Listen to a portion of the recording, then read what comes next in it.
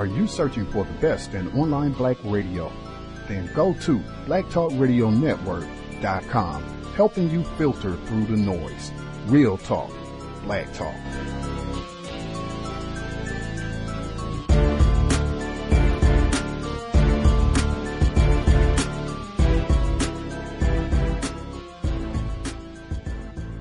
The internet is full of half-truths and all-out lies. We've all seen them, and many people on social media complaining about it. Here's your chance to show and prove. WorldAfropedia.com is a black-owned and operated encyclopedia. There are several thousand articles, but we need help. We can't uncover all the truth ourselves. So please, join us and become a writer, editor, or blogger for WorldAfropedia.com today. Every little bit counts. We owe it to the future generations to put the truth out there. Visit WorldAfropedia.com, the African-centered encyclopedia, a global database of African knowledge for the purpose of bringing about global African wisdom and understanding. WorldAfropedia.com. I'd like to begin this meeting by saying that I am a fair person, a straight shooter. I do not hold my tongue. So I must tell you this, that I had nothing to do with any of you being hired. If I had my druthers, there'd be at least one Negro writer in this room, and that Afro does not qualify you, my Jewish friend. Having said that, I would like to open the floor to some of your questions and comments. Look, I agree with you. I think it would be better to have some African-American writers, but, for whatever reason, they're not here. Maybe they couldn't find any people with experience, or they wouldn't work for the pay, or they refused to work on the show. Perhaps they couldn't put their crack pipes down long enough to apply. Pierre, I don't know. Mr. Delacroix, you don't know. Mr. Delacroix, I don't know, and I don't think anybody here does know. But what I do know is that this is going to be a unique experience. I am a damn good writer, and I am ready to go to work. Thank you for rallying the troops, Peter. I've always loved the format of Rowan and Martin's laughing. Or Pigmeat Markham, here come the judge. Here come the judge. But, I think we should look back at those 70s shows, which were groundbreaking, and I'm from Iowa, as we all know. And, my first experience of the black people of Africa is that those shows like the Jeffersons, and George and Wheezy. Come in, Jay. Better than the Jeffersons? Good times. Kid Dynamite! Kid Dynamite! JJ. Context of white supremacy. Gus T. Renegade in for another broadcast, hopefully to share constructive information on the system of white supremacy. Today's date, Friday, April 20th, 2018. So I have been told. This is our 7th study session on Angie Thomas's The Hate You Give. The audio that we began with, I think I said somewhere along the way in my bashing of Marvel's Black Panther, I said that there are very few films, books, any sort of narratives that have been produced in the last 25 years that I have enjoyed. Very few exceptions. Spike Lee has produced a few of those exceptions, one of them being Bamboozled. One of my favorite films, deals directly with racism, white supremacy. The lovely Jada Pinkett Smith is in it, Damon Wayans. One of our guests, MC Search, was in the program, The Roots, Savion Glover. Man, lots of Michael Rappaport, suspected race soldier, lots of interesting folks in the cast. But that scene in Bamboozled where Damon Wayans' character, Pierre Delacroix, he is a writer for a television network, and he's written a script for a TV show. And so then they hire all of these white writers to come in and help him edit, write, craft this show. And he thinks that he's going to be in charge. Of course, that is not the case. The whites take over and make it what they want it to be. But that scene, I was watching Bamboozled this week for the first time in what feels like a number of years. The film came out, I believe, in 1999, maybe the year 2000 or 99. Anyway, it's been a long time. Anyway, I was watching it and that scene came up and it immediately brought me to thinking of Angie Thomas's book. And I think that is exactly the type of scenario that could have happened with this text. If Angie Thomas, a black female, wrote it, and then the white editors and what have you, they come in and do their editing and suggesting, and let's pep it up a little bit and let's add that and that exact frame. I feel like that's exactly what we've heard, what we've read over the past several weeks with this text. The way that the whites were relating to black people. Remember the Jeffersons and George and Weezy and remember Good Times? It just switch it around, update it to the Fresh Prince of Bel-Air and Tupac and the other rap lyrics and just slightly newer references, cultural references, the Jordans and what have you, just slightly newer cultural references for white people to think of and relate to Negroes. That's exactly what I think we've heard through the past, whatever it is, 7 weeks of reading this book. Anyway, we are picking up, so we're at the start of part 3, 8 weeks after It, Death of a Black Male, and then chapter 20 specifically. Context of White Supremacy, The Hate You Give by Angie Thomas, allegedly. Audio segment number 1.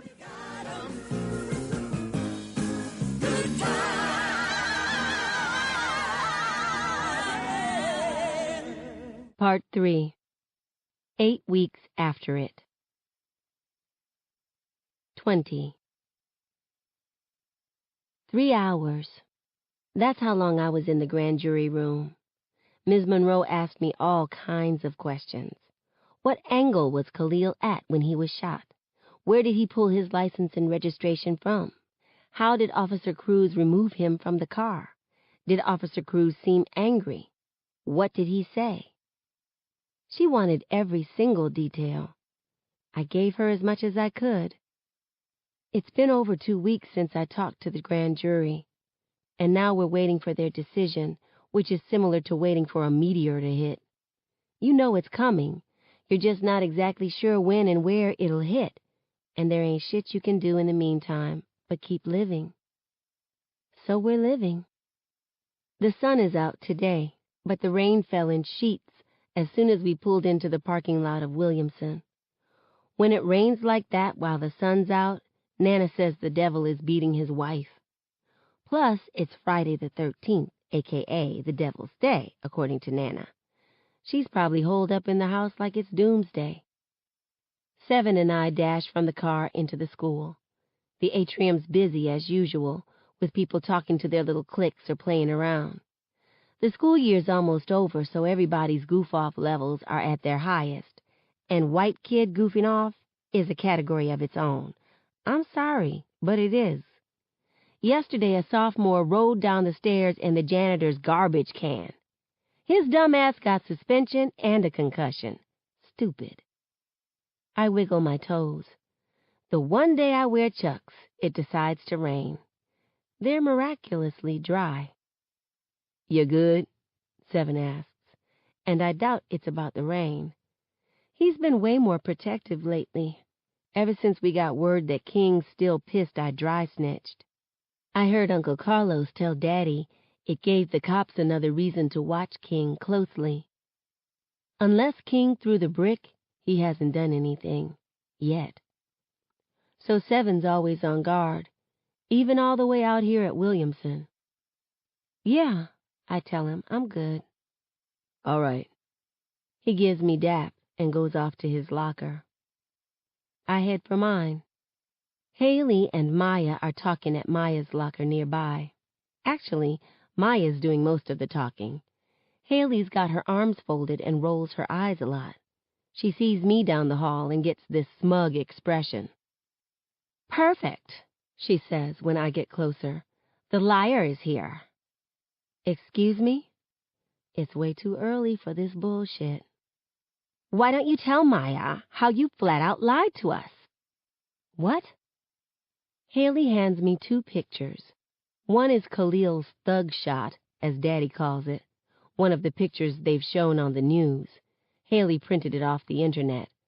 Khalil wears a smirk, gripping a handful of money and throwing up a sideways peace sign. The other picture, he's 12. I know because I'm 12 in it, too.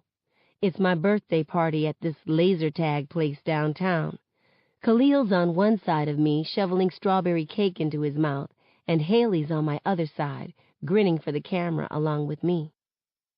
I thought he looked familiar, Haley says as smugly as she looks. He is the Khalil you knew, isn't he? I stare at the 2 Khalils.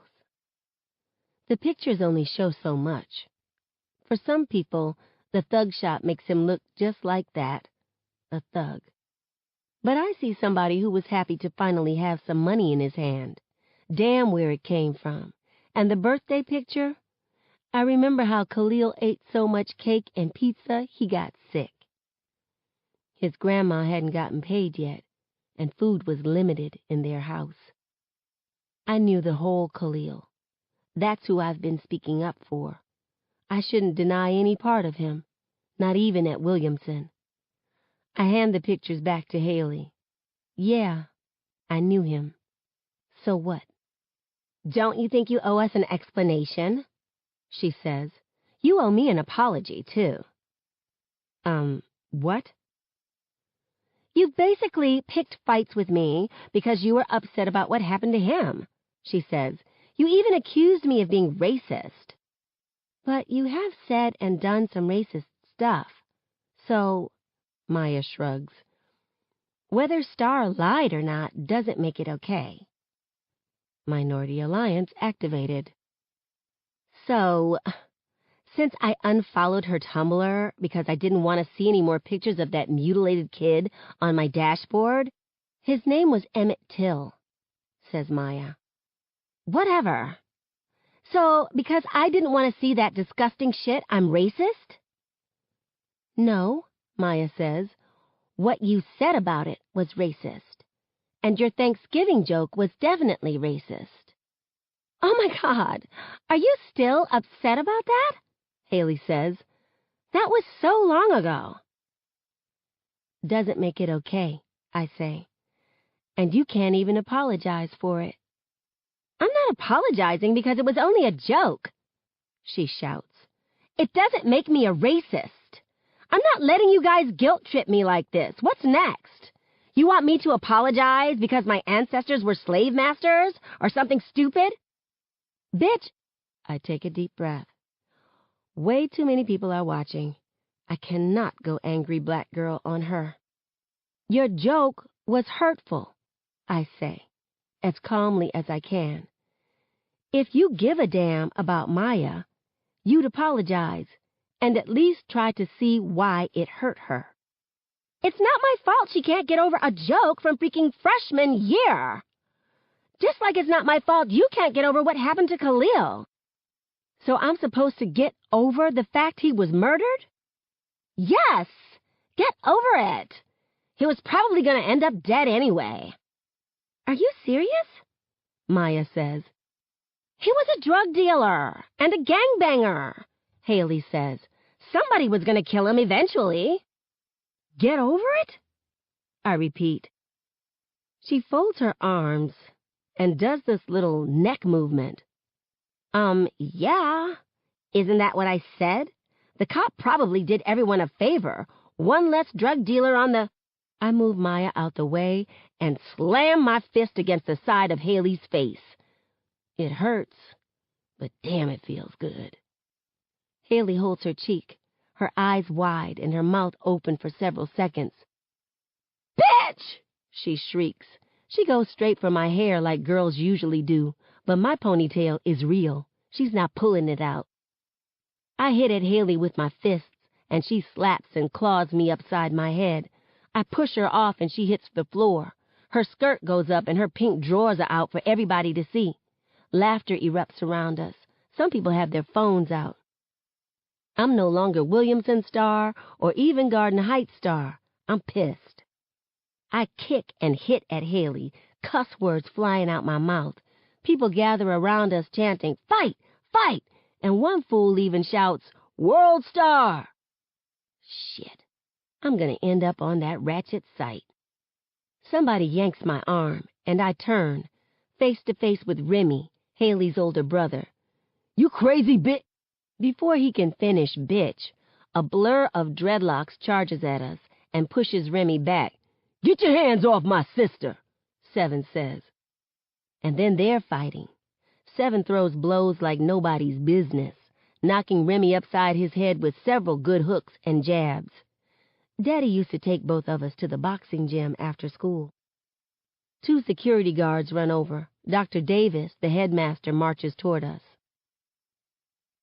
An hour later, I'm in Mama's car. Seven trails us in his Mustang. All 4 of us have been sentenced to 3 days suspension, despite Williamson's zero-tolerance policy. Haley and Remy's dad, a Williamson board member, thought it was outrageous. He said Seven and I should be expelled because we started it, and that Seven shouldn't be allowed to graduate. Dr. Davis told him, "Given the circumstances," and he looked straight at me, "suspension will suffice." He knows I was with Khalil. "This is exactly what they expect you to do," Mama says. 2 kids from Garden Heights acting like you ain't got any sense. They, with a capital T. There's them, and then there's us. Sometimes they look like us and don't realize they are us. But she was running her mouth, saying Khalil deserved. I don't care if she said she shot him herself. People are going to say a whole lot, Star. It doesn't mean you hit somebody. You got to walk away sometimes. You mean walk away and get shot like Khalil did? She sighs. Baby, I understand. No, you don't, I say. Nobody understands. I saw the bullets rip through him. I sat there in the street as he took his last breath. I've had to listen to people try to make it seem like it's okay he was murdered. As if he deserved it. But he didn't deserve to die, and I didn't do anything to deserve seeing that shit. WebMD calls it a stage of grief, anger. But I doubt I'll ever get to the other stages. This one slices me into millions of pieces. Every time I'm whole and back to normal, something happens to tear me apart, and I'm forced to start all over again. The rain lets up. The devil stops beating his wife, but I beat the dashboard, punching it over and over, numb to the pain of it. I want to be numb to the pain of all of this. Let it out, Munch. My mom rubs my back. Let it out. I pull my polo over my mouth and scream until there aren't any screams left in me. If there are any, I don't have the energy to get them out. I cry for Khalil, for Natasha, even for Haley, 'cause damn if I didn't just lose her for good, too. When we turn on our street, I'm snot-nosed and wet-eyed, finally numb. A gray pickup and a green Chrysler 300 are parked behind Daddy's truck in the driveway. Mama and Seven have to park in front of the house. What is this man up to? Mama says. She looks over at me. You feel better? I nod. What other choice do I have? She leans over and kisses my temple. We'll get through this, I promise. We get out. I'm 100% sure the cars in the driveway belong to King Lords and Garden Disciples. In Garden Heights, you can't drive a car that's gray or green unless you claim a set. I expect yelling and cussing when I get inside, but all I hear is Daddy saying, "It don't make no sense, man. For real, it don't." It's standing room only in the kitchen. We can't even get in 'cause some guys are in the doorway. Half of them have green somewhere in their outfits, Garden Disciples. The others have light gray on somewhere. Cedar Grove King Lords. Mr. Rubin's nephew, Tim, sits beside Daddy at the table. I've never noticed that cursive GD tattoo on his arm. We don't know when the grand jury gonna make their decision, Daddy says. But if they decide not to indict, y'all gotta tell these little dudes not to burn this neighborhood down. What you expect them to do then? Says a GD at the table. Folks tired of the bullshit, Mav. Straight up, says the King Lord Goon, who's at the table too. His long plaits have ponytail holders on them like I used to wear back in the day. Nothing we can do about it. That's bullshit, says Tim. We can do something. We can all agree the riots got out of hand, right? Says Daddy. He gets a bunch of yeahs and writes. Then we can make sure it doesn't go down like that again. Talk to these kids. Get in their heads. Yeah, they mad. We all mad. But burning down our neighborhood ain't gonna fix it. Our? Says the GD at the table. Nigga, you said you moving. To the suburbs, Goon mocks. You getting a minivan too, Mav? They all laugh at that. Daddy doesn't, though. I'm moving. So what? I still have a store here. And I'll still give a damn what happens here. Who is it gonna benefit if the whole neighborhood burns down? Damn sure won't benefit none of us. We gotta be more organized next time, says Tim. For one, make sure our brothers and sisters know they can't destroy black-owned businesses. That messes it up for all of us. For real, says Daddy. And I know me and Tim out the game, so we can't speak on some things. But all these territory wars got to be put aside somehow. This is bigger than some street shit. And honestly, all the street shit got these cops thinking they can do whatever they want. Yeah, I feel you on that, says Goon.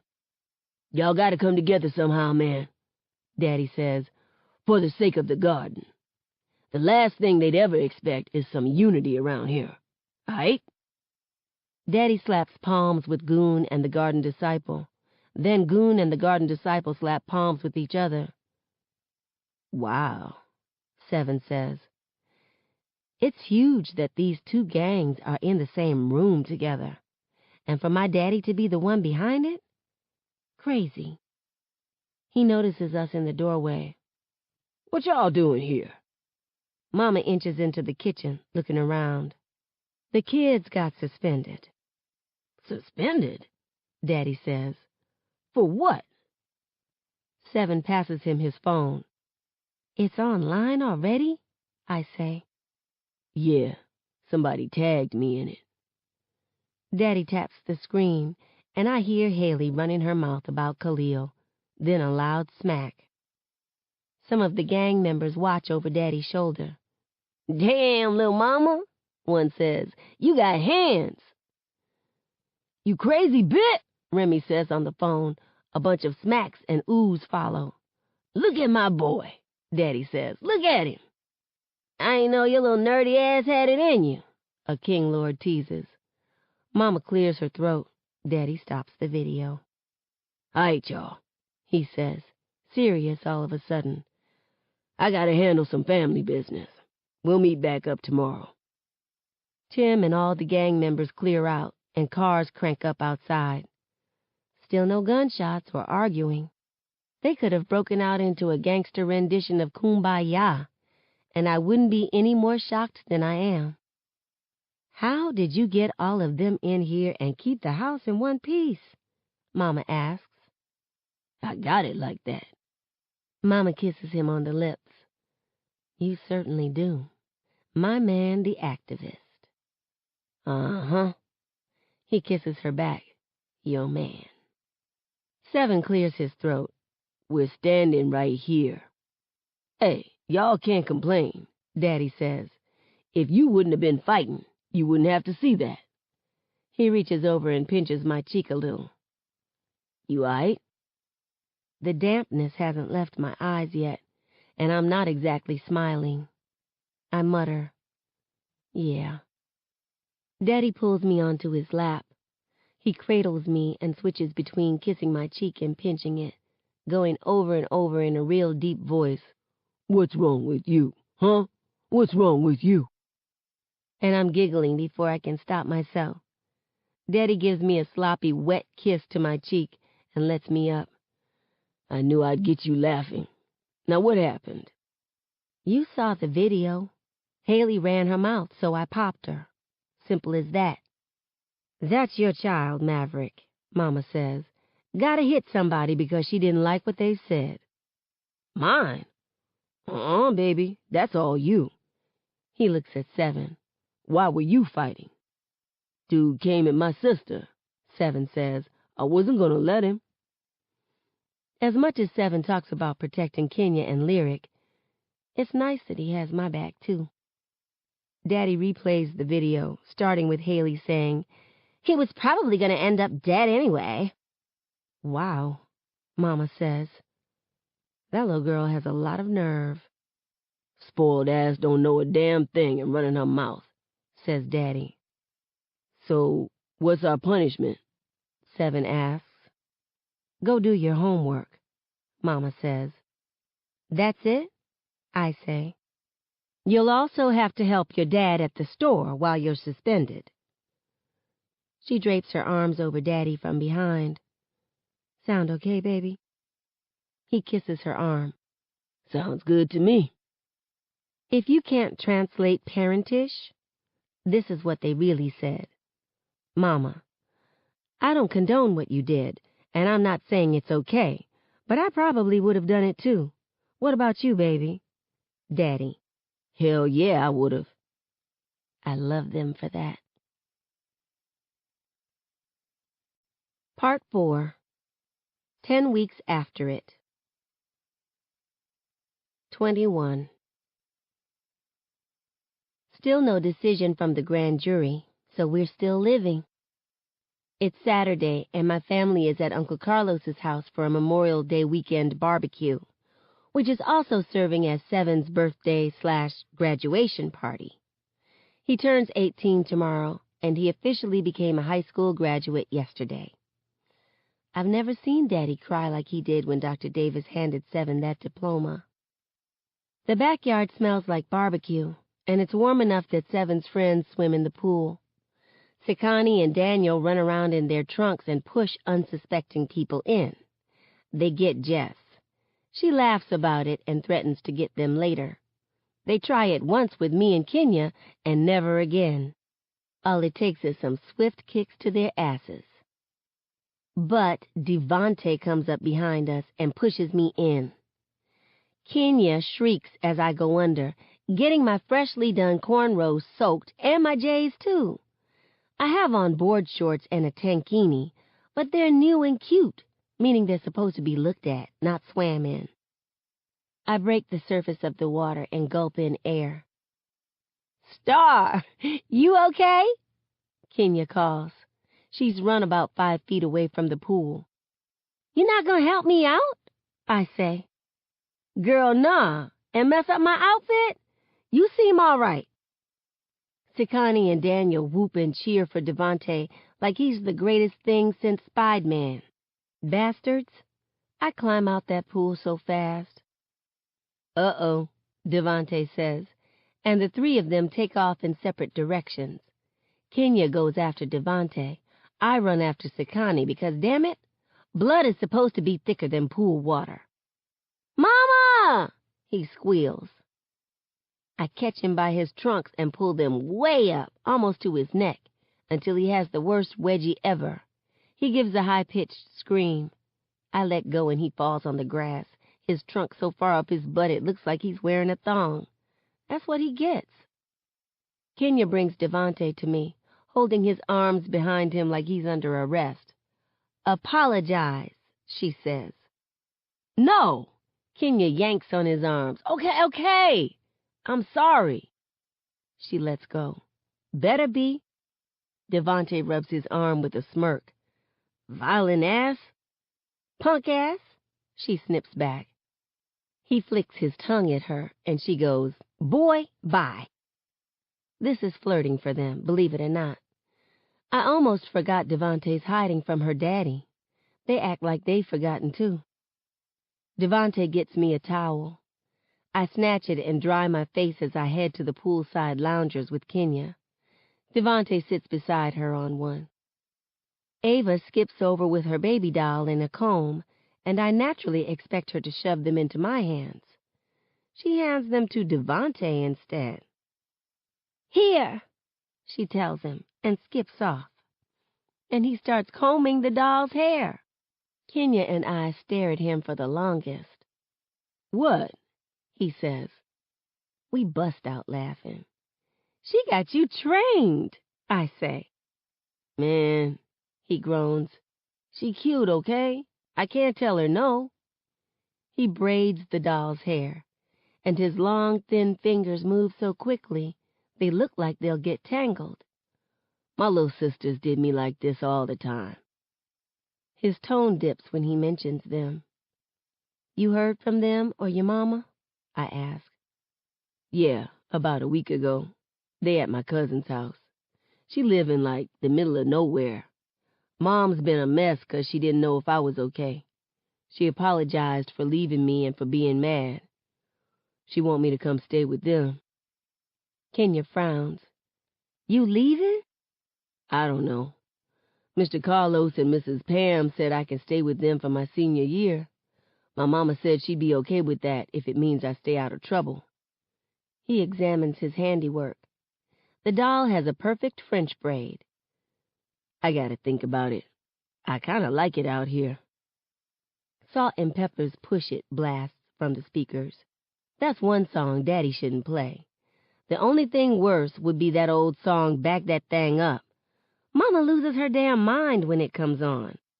Really, just say, Cash Money Records taking over for the 99 and the 2000, and she suddenly becomes ratchet as hell. She and Aunt Pam both go, "Hey!" to Salt and Pepper and do all these old dance moves. I like 90s shows and movies, but I do not want to see my mom and auntie reenact that decade in dance. Seven and his friends circle around them and cheer them on. Seven's the loudest. "Go, Ma! Go, Aunt Pam!" Daddy jumps in the middle of the circle behind Mama. He puts both hands behind his head and moves his hips in a circle. Seven pushes Daddy away from Mama, going, "No! Stop!" Daddy gets around him and dances behind Mama. Kenya laughs. "That's too much." Devontae watches them with a smile. "You were right about your aunt and Uncle Star. They ain't too bad. Your grandma kinda cool, too." "Who?" "I know you don't mean Nana." "Yeah, her. She found out I play spades. The other day, she took me to a game after she finished tutoring me. She called it extra credit work. We been cool ever since." Figures. Chris and Maya walk through the gate, and my stomach gets all jittery. I should be used to my two worlds colliding, but I never know which star I should be. I can use some slang, but not too much slang.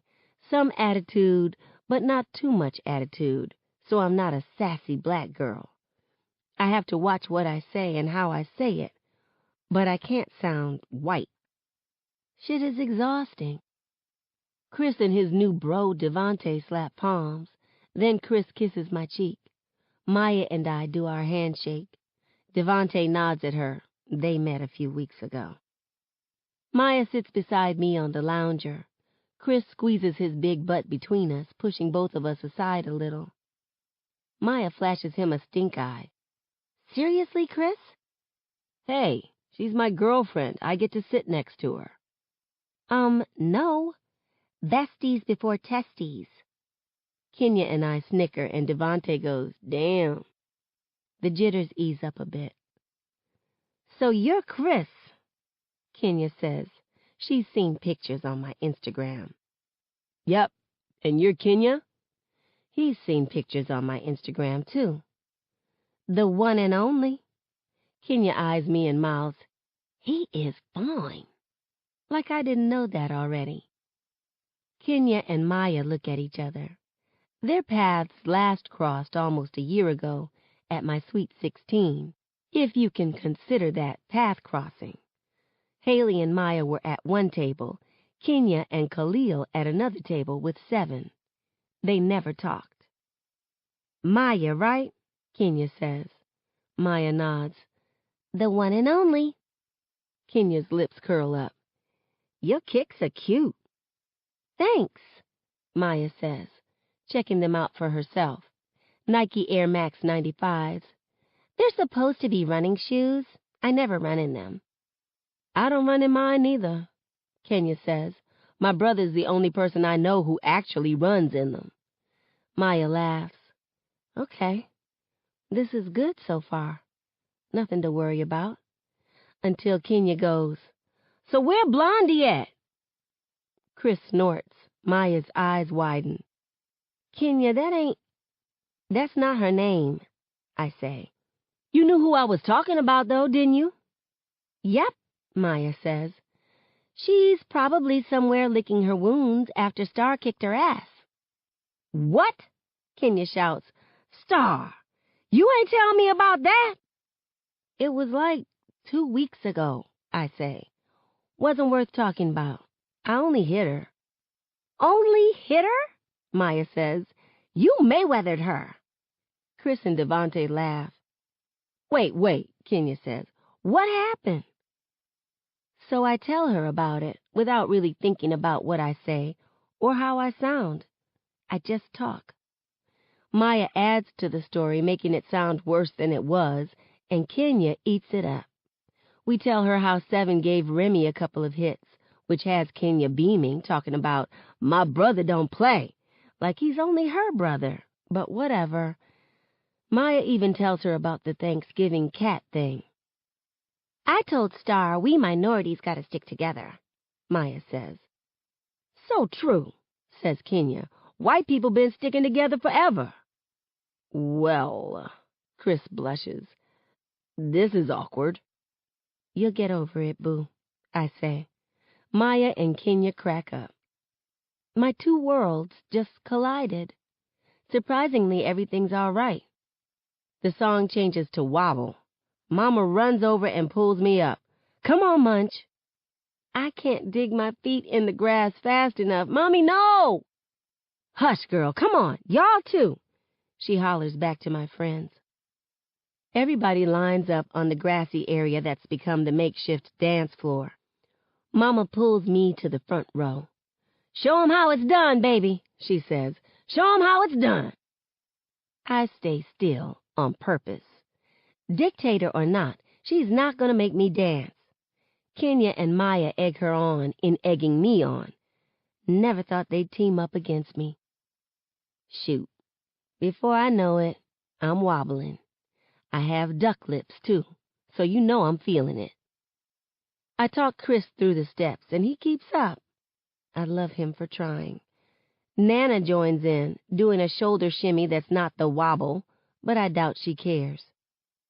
The Cupid Shuffle comes on, and my family leads everybody else on the front row. Sometimes we forget which way is right and which is left, and we laugh way too hard at ourselves. Embarrassing dancing and dysfunction aside, my family's not so bad. After all that wobbling and shuffling, my stomach begs for some food. I leave everybody else doing the biker's shuffle, which is a whole new level of shuffling, and most of our party guests are lost as hell. Aluminum serving trays crowd the kitchen counter. I stack a plate with some ribs, wings, and corn on the cob. I scoop a nice amount of baked beans on there somehow. No potato salad. That's the devil's food. All that mayonnaise. I don't care if Mama made it. I'm not touching that mess. I refuse to eat outside. Too many bugs that could get on my food. I plop down at the dining room table, and I'm about to go in on my plate. But the damn phone rings. Everybody else is outside, leaving me to answer. I shove a chicken wing in my mouth. Hello? I chomp in the other person's ear. Rude? Definitely. Am I starving? Hell yeah. Hi, this is the front security gate. Aisha Robinson is asking to visit your residence. I stopped chewing. Aisha was MIA at Seven's graduation, which she was invited to. So why did she show up to the party she wasn't invited to? How did she even find out about it? Seven didn't tell her, and Kenya swore she wouldn't. She lied and told her mama and daddy she was hanging with some other friends today. I take the phone outside to daddy because shit, I don't know what to do. I go out at a good time, too. He's trying, and failing, to Nene. I have to call him a second time for him to stop that atrocity and come over. He grins. You ain't know your daddy had it in him, did you? I still don't. Here. I hand him the phone. That's neighborhood security. Aisha's at the security gate. His grin disappears. He plugs one ear and puts the phone to his other. Hello? The security guard talks for a moment. Daddy motions Seven to the patio. Hold on. He covers the receiver. Your mama at the gate. She want to see you. Seven's eyebrows knit together. How did she know we're here? Your grandma's with her. Didn't you invite her? Yeah, but not Aisha. Look, man, if you want her to come back for a little bit, it's cool, Daddy says. I'll make Devontae go inside so she won't see him. What you want to do? Pops, can you tell her? Nah, man, that's your mama. You handle that. Seven bites his lip for a moment. He sighs through his nose. All right. Aisha pulls up out front. I follow Seven, Kenya, and my parents to the driveway. Seven always has my back. I figure he needs me to have his, too. Seven tells Kenya to stay back with us and goes toward Aisha's pink BMW. Lyric jumps out the car. Sevy! She runs to him, the ball-shaped ponytail holders on her hair bouncing. I hated wearing those things. All it takes is one hitting you between your eyes and you're done. Lyric launches into Seven's arms and he swings her around. I can't lie, I always get a little jealous when I see Seven with his other sisters. It doesn't make sense, I know, but they share a mama, and it makes things different between them. It's like they have a stronger bond or something. But there's no way in hell I'd trade Mama for Aisha. Nope. Seven keeps Lyric on his hip and hugs his grandma with one arm. Aisha gets out. A bob haircut has replaced her down-to-the-ass Indian import. She doesn't even try to tug her hot pink dress down that obviously rode up her thighs during the drive. Or maybe it didn't ride up, and that's where it always was. Nope. Wouldn't trade Mama for anything. So, you gonna have a party and not invite me, Seven? Aisha asks. A birthday party at that? I'm the one who gave birth to your ass. Seven glances around. At least one of Uncle Carlos's neighbors is looking. Not now. Oh, hell yes, now. I had to find out from my mama because my own son couldn't be bothered to invite me. She sets her sharp glare on Kenya. And this little fast thing lied to me about it. I ought to whoop your ass. Kenya flinches like Aisha already hit her. Mama, don't blame Kenya, says Seven, setting Lyric down. I asked her not to tell you, Aisha. Aisha? She echoes, all in his face. Who the hell you think you talking to like that? What happens next is like when you shake a soda can real hard. From the outside, you can't tell anything is going on, but then you open it, and it explodes. This is why I didn't invite you, Seven shouts. This, right now. You don't know how to act. Oh, so you ashamed of me, Seven? You're fucking right I'm ashamed of you. Whoa, Daddy says, stepping between them. He puts his hand on Seven's chest. Seven, calm down. Nah, Pops, let me tell her how I didn't invite her because I didn't want to explain to my friends that my stepmom isn't my mom like they think. or how I never once corrected anybody at Williamson who made the assumption. Hell, it wasn't like she ever came to any of my stuff, so why bother? You couldn't even show up to my graduation yesterday. 7. Kenya pleads, stop. No, Kenya, he says, his sights square on their mama. I'll tell her how I didn't think she gave a damn about my birthday, 'cause guess what? She never has. You didn't invite me? You didn't invite me? He mocks. Hell no, I didn't. And why the fuck should I? Aisha blinks several times and says in a voice like broken glass, after all I've done for you. All you've done for me? What, putting me out the house? Choosing a man over me every single chance you got? Remember when I tried to stop King from whooping your ass, Aisha? Who did you get mad at? 7, Daddy says. Me! You got mad at me! Said I made him leave. That's what you call doing for me? That woman right there? He stretches his arm toward Mama. Did everything you were supposed to, and then some. How dare you stand there and take credit for it? All I ever did was love you. His voice cracks. That's it. And you couldn't even give that back to me. The music has stopped, and heads peek over the backyard fence. Layla approaches him. She hooks her arm through his. He allows her to take him inside. Aisha turns on her heels and starts for her car.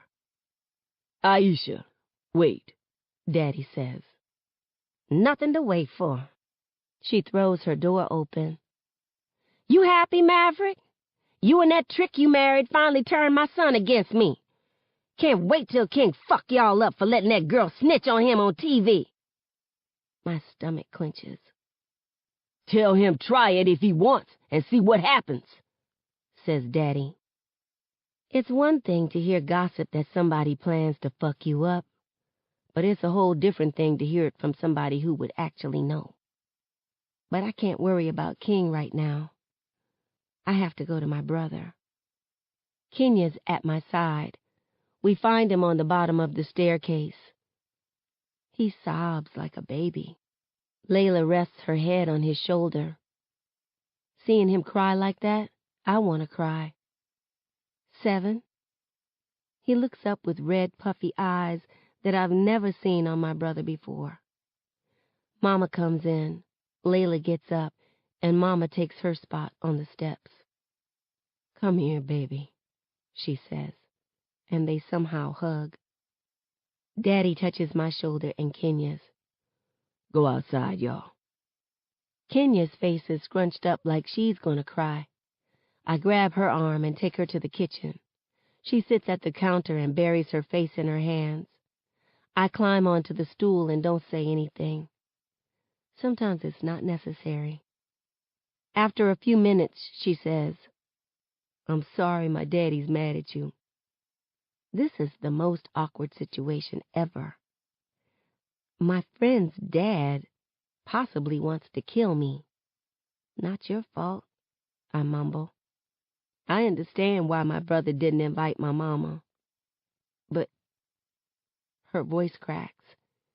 She going through a lot, Star, with him. Kenya wipes her face on her arm. I wish she'd leave him. Maybe she afraid to? I say.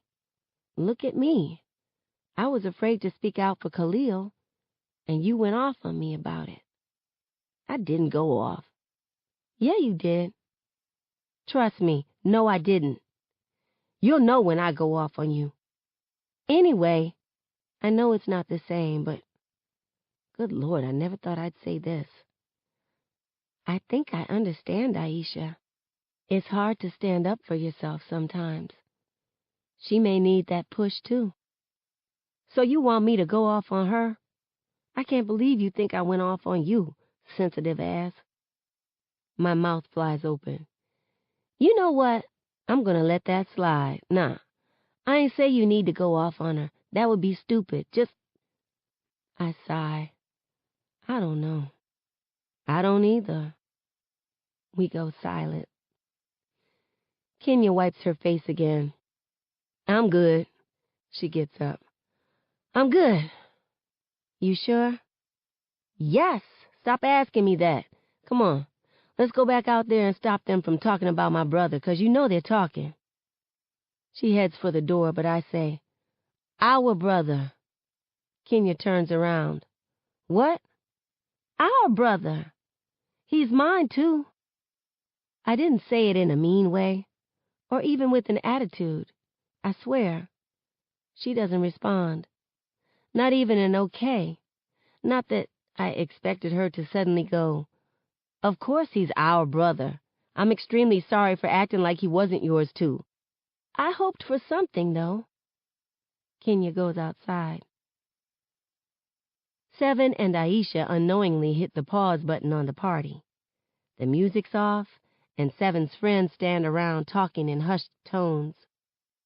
Chris and Maya walk up to me. Is Seven okay? Maya asks. Who turned the music off? I ask. Chris shrugs. I pick up Daddy's iPod from the patio table, our DJ for the afternoon that's hooked up to the sound system. Scrolling through the playlist, I find this Kendrick Lamar song Seven played for me one day, right after Khalil died. Kendrick raps about how everything will be all right. Seven said it's for both of us. I hit play and hope he hears it. It's for Kenya, too. Midway through the song, Seven and Layla come back out. His eyes are puffy and pink, but dry. He smiles at me a little and gives a quick nod. I return it. Mama leads Daddy outside. They're both wearing cone-shaped birthday hats, and Daddy carries a huge sheet cake with candles lit on top of it. Happy birthday to ya, they sing, and Mama does this not as embarrassing shoulder bounce. Happy birthday to ya. Happy birthday. Seven smiles from ear to ear. I turn the music down. Daddy sets the cake on the patio table, and everybody crowds around it, and Seven. Our family, Kenya, Devante, and Layla, basically all the black people, sing the Stevie Wonder version of Happy Birthday. Maya seems to know it. A lot of Seven's friends look lost. Chris does, too. These cultural differences are crazy sometimes. Nana takes the song way too far and hits notes that don't need to be hit. Mama tells her, the candles are about to go out, Mama. She's so damn dramatic. Seven leans down to blow the candles out, but Daddy says, wait, man, you know you don't blow no candles out till I say something. Oh, Pops. He can't tell you what to do, Seven, Sekani chirps. You're grown now. Daddy shoots Sekani an up-and-down look. Boy? He turns to Seven. I'm proud of you, man. Like I told you, I never got a diploma. A lot of young brothers don't get theirs. And where we come from, a lot of them don't make it to 18. Some do make it, but they're messed up by the time they get there. Not you, though. You're going places, no doubt. I always knew that. See, I believe in giving my kids names that mean something. Sekani, that means merriment and joy. I snort. Sekani side-eyes me. I named your sister Star because she was my light in the darkness. 7, that's a holy number, the number of perfection. I ain't saying you're perfect, nobody is, but you're the perfect gift God gave me. I love you, man. Happy birthday and congratulations. Daddy affectionately clasps Seven's neck. Seven grins wider. Love you too, Pops. The cake is one of Mrs. Rook's red velvets. Everybody goes on and on about how good it is. Uncle Carlos pigs out on at least 3 slices. There's more dancing, laughing. All in all, it's a good day. Good days don't last forever, though. That's such an ominous end to the chapter. I almost feel like there's going to be like another drive-by shooting or some sort of really intense Negro trauma drama at the very beginning of the next chapter, which I think is an actual, whole next part of the book. So we'll be starting on part 5, which is officially 13 weeks after It, the decision. That's what we'll be picking up at. Context of white supremacy. The Hate You Give, Angie Thomas, her award-winning, historically popular young adult novel, The Hate You Give. The number to dial if you would like to participate, 641-715-3640. The code 564943 #. Press *61 if you would like to participate. Number again, 641-715-3640. The code 564943 #. Press *61 if you would like to participate. If you do not want to use your phone to dial in, you can use the free VOPE line. It is linked at Black Talk Radio Network. If you need the address, it is tiny, .cc/1 race, and that is the number 1. Address again, tiny, .cc/1 race, and that is the number 1. When you put in that address, look on the left of the page, you'll see the link for the free VOPE line. Click that link. It will open a small window on your screen. The first line, it's a drop-down menu. Select the number that I just gave out, which again is 641-715-3640. The next line, it will ask for the code. That code again is 564943. Final line, it will ask for a name. You can put in real name, nickname. You can press random keys, whatever you're comfortable with. Once you get all that information entered, click the green button at the bottom. It will connect you to the live broadcast. You should be able to hear us. Same procedure. If you would like to participate, you will see the dial pad on your screen. Press *61. I will see your hand on the switchboard. We will be able to add you to the line. 2 quick things. First, if there are any listeners, certainly if we have any young listeners who have read this book, if you read it for pleasure, if you read it for school, I would absolutely love to hear you, like way more than anybody else on the line. Just if we have any younger folks, because I'm sure that there are a lot of folks who've had younger students, children, right, who've had to read this book. So I think that would add a lot to hear what that experience was and what the discussion sounded like in the classroom, what the teacher said about the book. And again, what if you had to write like a paper, right? I would love, even if we have younger people, if you don't want to, talk, if we have any younger folks who had to write an essay on this book, I would love to know, what does an A paper look like an A book report look like for The Hate You Give in the system of white supremacy? So that's one. If we have any younger folks, that would be great.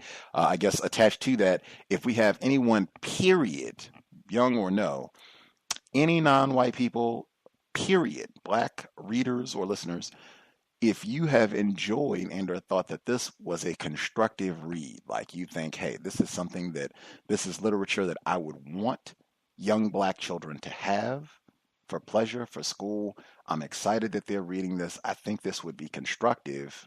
I just have a different opinion than, Gus and you all. Would be grand to hear from you and what you've enjoyed about the book. That's one. And then the other aspect is that audio clip with Bamboozled. I thought, well, and particularly after I got to hear even more this week, absolutely. I think that is exactly what could have happened for people if you got to hear it, just making sure Does that make sense? What I'm positing, the fictitious scene depicted in Bamboozle, where this room of white writers collaborate to edit and write a black television show, and they're talking about all of their knowledge and input of black culture from all of these different Negro television programs, Good Times and the Jeffersons and Laughing and blah, blah, blah. I'm saying that I think that very situation could have played out with this book, and you just update the cultural references. Does that make sense, or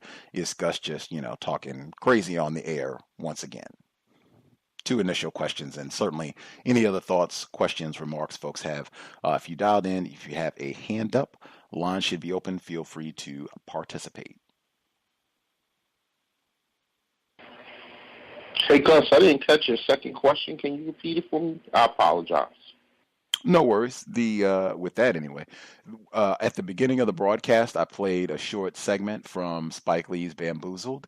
The segment was the scene where it was an entire room of white writers, and they were collaborating to write and edit this black television show, and putting all of these racist stereotypical projections of black people in this black show. And I'm saying that I think the exact same type of scenario could have played out with this book, where a lot of white writers and or editors sat down and had the same type of conversation, the same sort of influence, Fresh Prince of Bel-Air and that sort of thing, in terms of how they constructed this book. I was just seeing if that fit, or if I was making a nutty comparison.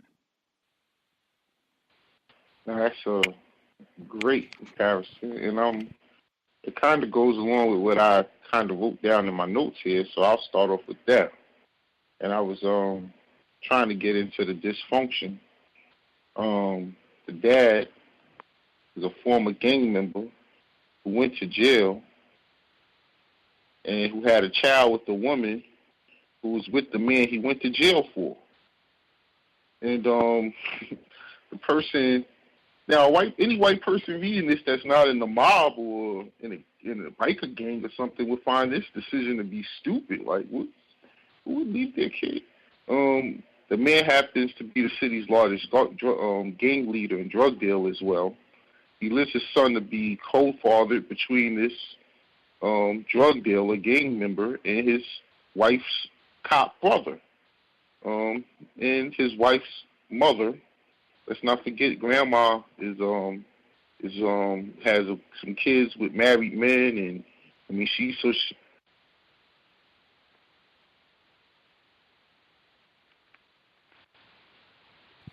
Oh, are you with us, Thomas, in New York? Yes, I am. I'm still here. Okay. I'm sorry, Gus. Hold on, my notes disappeared here. Yeah. Someone was trying to call me, so the phone face changed. I'm truly sorry. His mother's mother is what we would call a hoe. His son's mother seems to like to be a real bougie hoochie type of woman. Skirt coming up her butt. She doesn't care. Real ratchet talking. The uncle has more power than him. He allows his son to curse his mother out. I mean, I don't think I would have allowed that under any circumstances, even though the mother is still his mother. He decided to stay in an area where his daughter was involved in a drive-by at the age of, I think, 11. And he's a business owner, so he should have enough money to get out of that area. He thinks living around all the killing and gangsters, keeping it real. He has 2 children growing up in it, but then he turns around and just tells his son, where I come from, people don't make it to 18. So why would you want your son to live there? So I think that these writers were very clever. I mean, this sounds like this could be Power or, Empire or something. Like they had a whole team of writers coming up with this one. The term besties before testies, I thought that was interesting. A minority alliance. Man, if that was only true, I mean, this girl, I think we said last week she was East Indian. I mean, East Indians, with all that, their money and technology, if we had a minority alliance, that would be great, but that's not a reality. Fighting white people in the school and no other white people jump in, no one calls the police. It even makes it to social media, and no one discusses any racist post about it, because I'm sure the white supremacists would have had a field day with it. Last thing I want to say, it was sort of the Oreo effect again. I know this isn't Saturday, so I can use these metaphors. She cries for her two dead best friends who she witnessed die, one by a cop and one by a gangster. And then she turns right around and cries for a white girl who was being so racist she had to smack her, which started a whole fight that got her suspended. And based on the fact that this is such a high seller, and just my theory, I predict that her and this white girl would make amends, and somehow this white girl would be deemed as just being ignorant at the end of the book, by the end of the book. And I'll mute my line, Gus. Thank you. Reconciliation with Haley by the end of the text, which will be coming up rapidly. I think next Friday. We only got one, so either reconciliation this week or next week with Haley. We'll be on the lookout for that as well. Other folks that we have not heard. Yes, sir. Is this Rob in Wisconsin? Is that you? Yes, it is. Your volume is very low. If you could speak up, sir. Is that better? Not really. Okay. Is that better? A little bit. Can you hear me clearly now? I don't know if it's a distance thing or if it's a volume thing, but just if you can make sure you're as close, I guess, as you can to your microphone, and then as much as you can project your voice, that would be helpful. Okay. That's better. That's better. Okay. Got it. All right. So greetings to the host and the listeners on the line. I would like to start. I got the text. As I told you, I was on a waiting list through the technical college that I go to. So I waited like 2 weeks to get the text. Finally got the text. I was reading along with the audio, and as I was reading along, the feeling that I got from the way that the vernacular is used in the text, it sounds like it's a white person writing the text. So I would agree with your assessment, comparing it to the movie Bamboozle. What stood out to me about the fight ending and beginning in the first part of the new section that we started, when she said that she Mayweathered her. Mayweather is not a knockout artist, although he has an outstanding record. He's not a knockout artist. So in my area, or, people I grew up with or what have you, it would be more of a comparison to, like, if somebody received a hard hit in the fight, you would say, oh, man, he got Tyson'd, or, something like that. So that did sound a little funny. And when the fight was over and they were at home and she was explaining the situation to her dad, and then the dad said, put everybody out. I got to take care of some family business. And the interaction between the mother and the dad was very tacky. Like, I think she referenced him as an activist and said her man and, what have you. But what really stood out about that is when Star basically decoded the conversation that the two had, and it sounded to me as if it was a generational pass down of handling, settling problems with violence. It was like passing it down from one generation to the next, and that really stood out. Like, yeah, I would have probably did the same thing. We're talking about a professional woman that's about to make six figures. I don't know many people that's in that position that handle problems with violence. And then the next thing that stood out to me was the interaction between Seven and his mother at the party. Now, I like to reference Dr. Welsing when she says that it's nothing worse than when a child is produced and the parents are not able to take care of the child. And while that interaction was very tacky in that situation,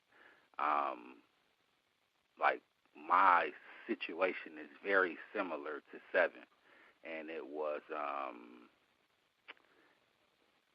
it put me in a very emotional place while I was reading the text because it's such a similar situation, and what Thomas in New York spoke about, like he don't think he would have allowed that type of interaction between the mother and her son. Like in the situations with my mom, you understand what I'm saying? Like, no one can allow me to interact with her, or like, I'll say this. Like, if someone were to interject into a situation with me and my mother, all of that emotional hurt and pain would then be directed toward that person that's interjecting. And thank you for taking my call. Appreciate you sharing truthfully. Robin, Wisconsin, again, often in the system of racism, white supremacy, because of the victimization and trauma that has been designed for us to experience. A lot of times it's not things that are necessarily the most fun to discuss, but are important. Understanding, grasping what racism is, how it works, and just, the terrorism that all of us are experiencing in different ways. Other folks that we have not heard from at all, if you have commentary, line should be open. Yes, Proceed. Oh, Thomas, yes, Mr. Demery Ford. yes, ma'am. I'll be heard. Thank you, Gus. Greetings, Gus, and to the other callers and listeners. Getting to the point where I'm starting to somewhat appreciate the book because the author kind of skillfully touches on aspects of the Black experience. It's not realistic, but nevertheless, it's there. But I'll start out speaking on, it's coincidence that you would ask the question you did, because I was thinking about the parallel between the Fresh Prince of Bel-Air and why they would use that show, in the book where Chris is imitating the Fresh Prince. Come to find out that a suspected racist, Andy Borowich, and his wife created the Fresh Prince of Bel-Air, and so along with Quincy Jones, they were executive producers. And so in the long run, even though Will Smith may have starred in that, all the reruns and all the profits and everything eventually will be to the suspected racist, Andy Borowich. So to answer your question, I think that sets the mood for the exact thing to be happening that you said is happening. Seems like a bunch of people are around. We'll take the opportunity to use this literature to just trash the mind of young Black African Americans. In the book, they mentioned a superstition about when it was raining, the sun was shining, that the devil was beating his wife. I've heard that before. And superstition is one of the things that hold black people back in the sense of the context. If you're a small child and you're talking about beating somebody's wife, I mean, why would you even be thinking in that context in the first place? Those superstitions go on generation after generation. And then when they were exchanging, or Haley brought those pictures of Khalif, and they mentioned the thug shot, which is, I guess, a play on the so-called mug shot, but pictures, and the way media uses lighter or darker shades, they Photoshop individuals like they did in the O.J. Simpson case, where he was made to look more sinister than he normally would. Haley represents, I think, the consensus of whites. You know, when she made the statement about, you know, she didn't actually say this, but to paraphrase, like, just another dead Negro. You know, the more, the better. You know, we get them out of the way. You were going to end up in that predicament anyway. It's just somebody took you out of your misery, I guess. The racist views anyone can see when she comes out and says it like that. But the more refined racists, it's harder to spot. That's why you should be vigilant about what people say and how they react, so that you can pick these things up, especially if you're in a compromised position like the protagonist, Star, has been compromised. She's sleeping with a white person, so she's distracted and her thinking has been altered.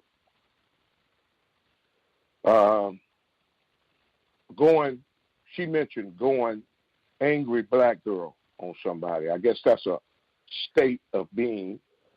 You know, if somebody's on the phone can explain that to me. I don't know what she mean. I know that white people try to categorize black women as angry, but I wonder what she meant when she said going angry black girl on that. Yeah, I guess she was talking to Haley during that time. And then when she hit her, and the parents, I think Thomas from New York stated that no other white people jumped in when she hit Haley, and then the parents saying they would have done the same thing, assaulting a white person physically because of something they said. A racist saying something and causing you to react is not codified. A codified response would not involve physical altercations, because chances are it won't come out like it did in the book, where everybody gets suspended 9 times out of 10, regardless of what the white person said. The black person will receive the blunt or the worst part of the punishment. And if we're in a system of white supremacy, which I believe that we are, then as parents of black child, you know, saying it's okay or insinuating it's okay for a black child to hit a rich white girl, I don't think it's good advice. And especially in this case when she just testified before a grand jury. I mean, come on. The girl is suffering from PTSD, a common disorder among victims. There's no help available. Maverick made some interesting points about not burning down the neighborhood, but he mentioned some confusion when he said that the way that the young blacks were acting thuggish was giving the police, I think it was something like giving them a reason or having them thinking that they can come down here in our neighborhood and do anything. You know, like the victims themselves was causing their own mistreatment. And Starr described Aisha's, I think, bob hairstyle and a bob haircut differently than she described her white friend, Pixie cut. Although the hairstyles are somewhat similar, when she described the black woman, it was more in a negative way than she described her girlfriend. And last, the cultural appropriation that's going on with Chris pretending to be black or a Fresh Prince, and then Starr mentioning cultural differences when they were singing the words to Stevie Wonder's song, Happy Birthday. I think somehow she's missing the big picture. If she can see cultural difference in the way that the Happy Birthday is sung, but she can't see anything wrong with a white boy acting like wearing his hat backwards and acting like the Fresh Prince of Bel-Air, and a lot of mass confusion. I'll mute my line, Gus. Thanks for taking the call. Appreciate that, Mr. Demery 4. Again, our well wishes to your wife. Hope she is recuperating. Run up the bill for the race soldiers. Other folks who dialed in, if we've not heard from you at all, if you have commentary, line should be open. Proceed. Good evening. Can I be heard? Yes, sir. Thanks for letting me share, Gus. I just wanted to just list the, I guess, the stereotypical black culture things that was listed during this, or just spoken of during this segment. Of course, dancing, and with that dancing, you got the wobble, the Cupid shuffle. I guess the biker shuffle, I'm not familiar with that. Maybe I've seen it or maybe I haven't. Juvenile, back that thing up or ass up or whatever way you want to say it. Air Max 95.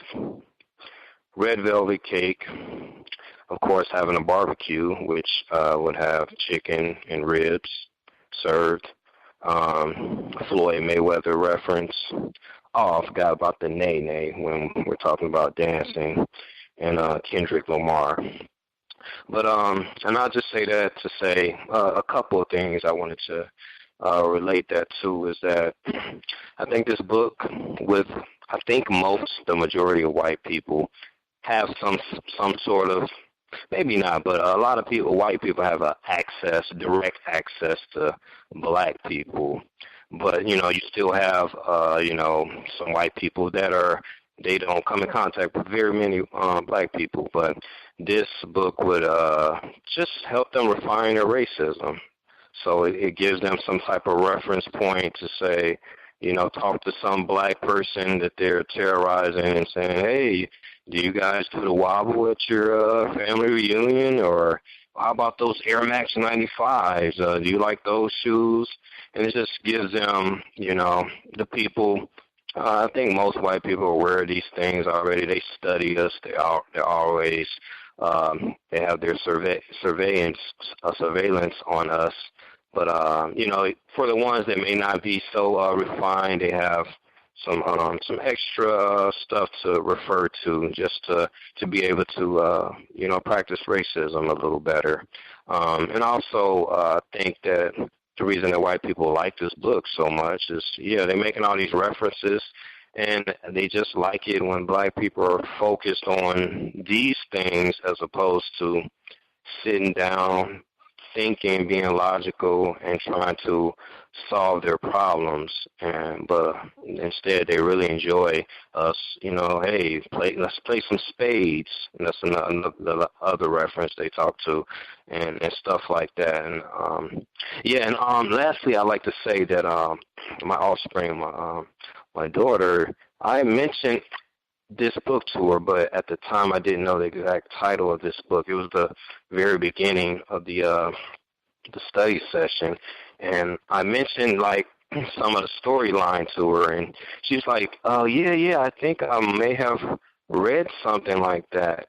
And I'm like, but she told me, she gave me a title of a book which I don't remember, but it was different from this book that we're reading now.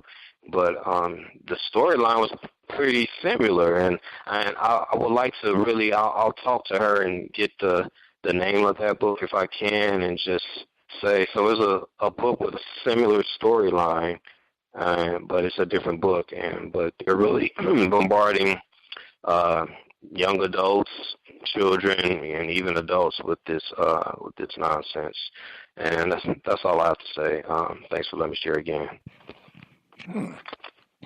Once you talk to her and get, the title and all that, I would be curious if they got like a whole series of these texts where black people are being shot and killed, and they have the whole court drama, and maybe that's, interracial propaganda there too. Maybe they got some cool white allies like Chris, and, they know Tupac or Fresh Prince or whatever the show that they use in that book as well. Other folks, anybody else that we have not heard from at all, who has a hand up, who has commentary? Can I be heard? Yes, sir, Jay in St. Louis, but your volume kind of low. I'm sorry? Is my volume low? It was, but it improved. Oh, okay, cool. Thanks. I think everybody brought up good points, and to answer your question, yeah, I think it's relevant. I think it's really, really relevant. There is an industry for this, and it always has been, creating the Negro image and projecting that to them. So I had taken some notes, and I wanted to try to bring up something other people hadn't brought up yet. A very cliche book, but with the fight between her and Haley, it reminded me of Bringing Down the House with Queen Latifah. You can literally, I think some of the scenes in this book are just, literally picked out of movies. The Devil's Day on Friday the 13th. I've never heard that before. I thought that was interesting. Then I felt like the gang scene in the living room with the father, I felt like that was kind of like a type of racial spectatorship and surveillance and ultimately spectacle. But because this book is not useful, we haven't been able to surveil the real gangs. We haven't been able to look and see what the real gangs are doing, like the police. There are documents that exist that we can really investigate and see, what are they planning? Because they're the real problem, but never gets brought up in this book. I also thought it was interesting when the mother said to the father, she called him an activist and kind of was being very nice to him, while at the same time they're moving and they're really living a Western type of lifestyle, enjoying a lot of materialistic gains and social mobility. And I just thought it was a weird paradox, because when you look at the people who, really dedicated their lives to activism, most of them die or killed. Erica Garner just died. I mean, black activists get found in burning cars with bullets in their heads. So, I thought that was kind of flat depiction. And the fight, I thought it was a good demonstration of what Matthew Hughey, he's at the University of Connecticut. He's a sociologist, and he talks about how in the early 1920s, black brawn was often contrasted with white brains. I just thought that was interesting when the fight started and the little brother was so superior and superhuman in his strength and competent in, physical combat. So that's all I wanted to say. Thanks. Very interesting. Appreciate that, Jay, in St. Louis. Do we have any other callers that we have totally missed who's not been able to share at all? Can I be heard? Yes, sir. Greetings, Gus, and all the callers and listeners. The thought when the book began came to mind that the setting was Chicago to me, because Chicago's been in the news with a lot of violence, etc. And the fact that they talk about the GDs, which to me represents the gangster disciples, and the lords, the king lords, which is the vice lords. Because when I think of black people and gangs, I think of two cities in Chicago and Los Angeles. That was the first thing that came to mind. The second thing was that, when I think about what Mr. Fuller talks about in terms of refinement of tactics within white supremacy, this probably, in my mind, I could be wrong, represents kind of a new form of minstrelsy, which is whenever we talk about black people and entertainment, we have to look at it in terms of that context. In the Cows has gone back and reviewed some books, for example, the Showman and the Slave and P.T. Barnum at the beginnings of this. And I think these are just sort of new forms of refinement of that type of thing. And the last comment I had was, I think, and I'm not a teacher, so I don't know, if anything can be salvaged out of this book, maybe looking at other pieces of literature to as a comparison may be constructive. For example, looking at other literature about the city of Chicago, such as Raisin in the Sun, which is also a play, but it talks about Chicago and racism and white supremacy and gives a different view. So that may be valuable. That's kind of my thought about that. And I was aware that Lorraine Hansberry was married to a white man, so at least temporarily. But those are my thoughts. Thanks for listening. Indeed. That's about the same arc that happens in this book. There's not a whole lot of difference. I think I might have even mentioned Raisin in the Sun when I mentioned my list of Negro trauma dramas that I am totally over. I think I mentioned that one because that's about the same thing, where the black dad, a la Maverick, is a drunk waste and ruins the family's chances of success by squandering their money on this liquor store. And then they save all their nickels together and move out of their rat-infested slum to go live with white racists who do not want them there. That's Raisin in the Sun, Lorraine Hansberry. Cowbell. Anybody that we missed? Anybody else that we missed completely? Can I be heard?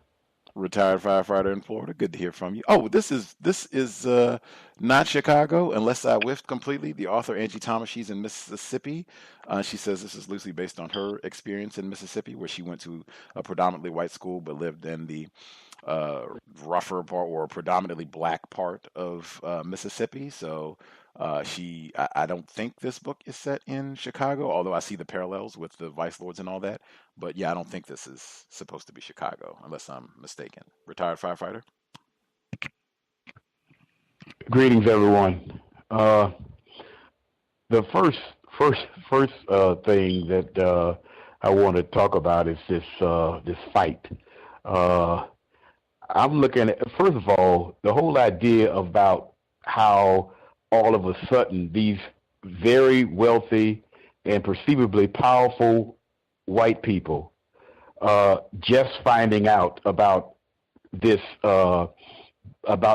shooting incident doesn't seem realistic to me. White people in real life would know more about the incident than even Miss Starr would know about it.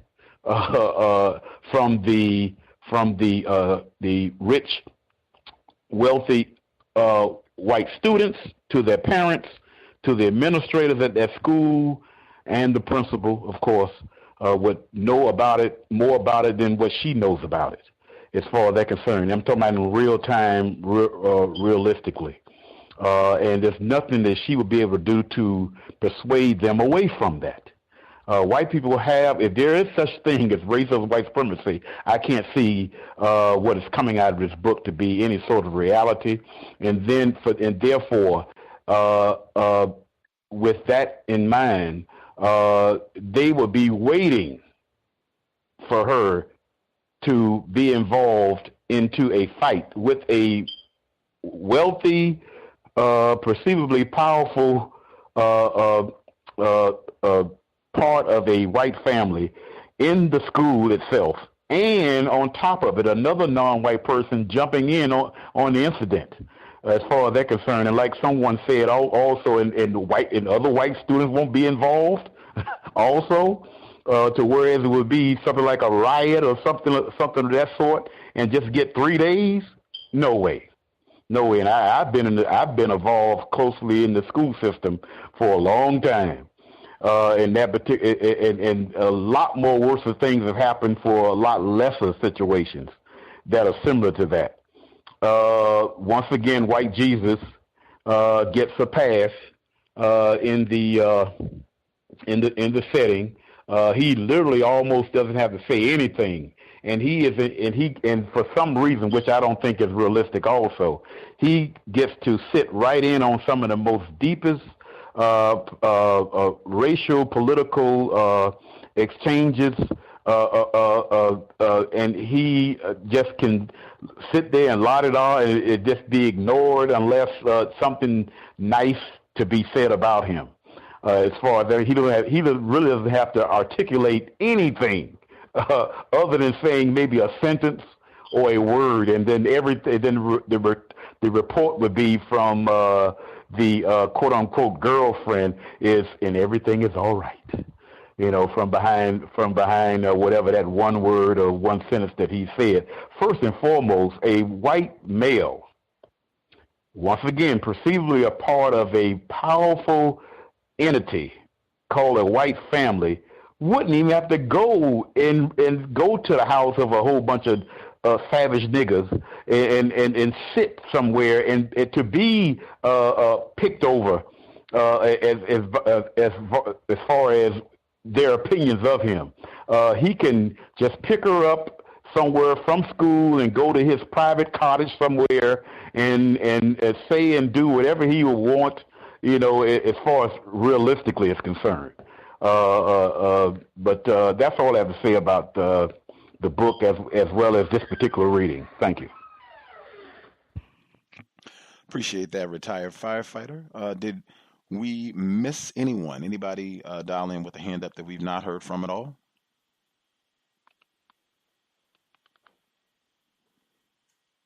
We got everybody, at least this time around.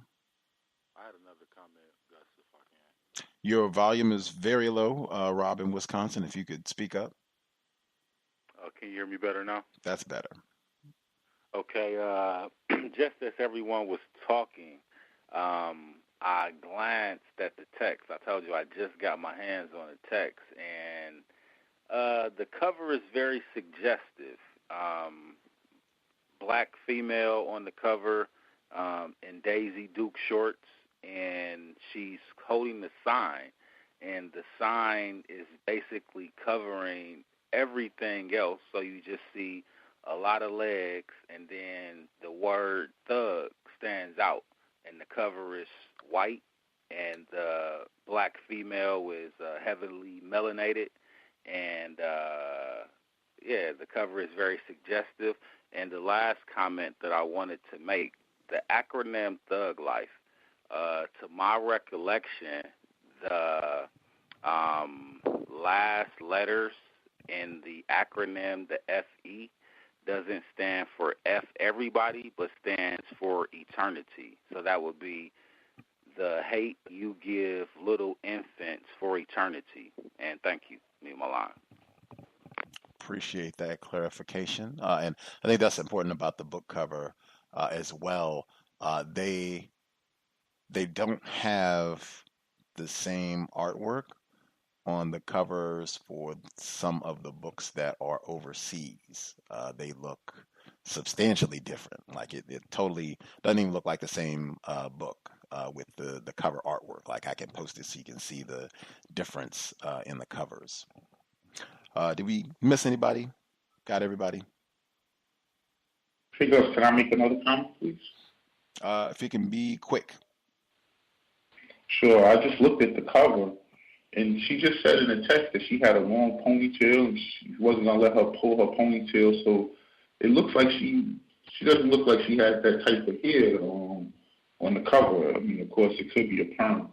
And I just want to say this is black activism, the way whites want it to look. Sit down with the gangs, no white people have to be sitting around talking about how they're going to fix the problem. I'm with my line. Thank you. Indeed. Can I be heard again? You can. Just give me 1 second. I had a listener Okay. who wrote a comment in that I wanted to share really quick. Their comment was, and I think this was the educator who first alerted us about this text.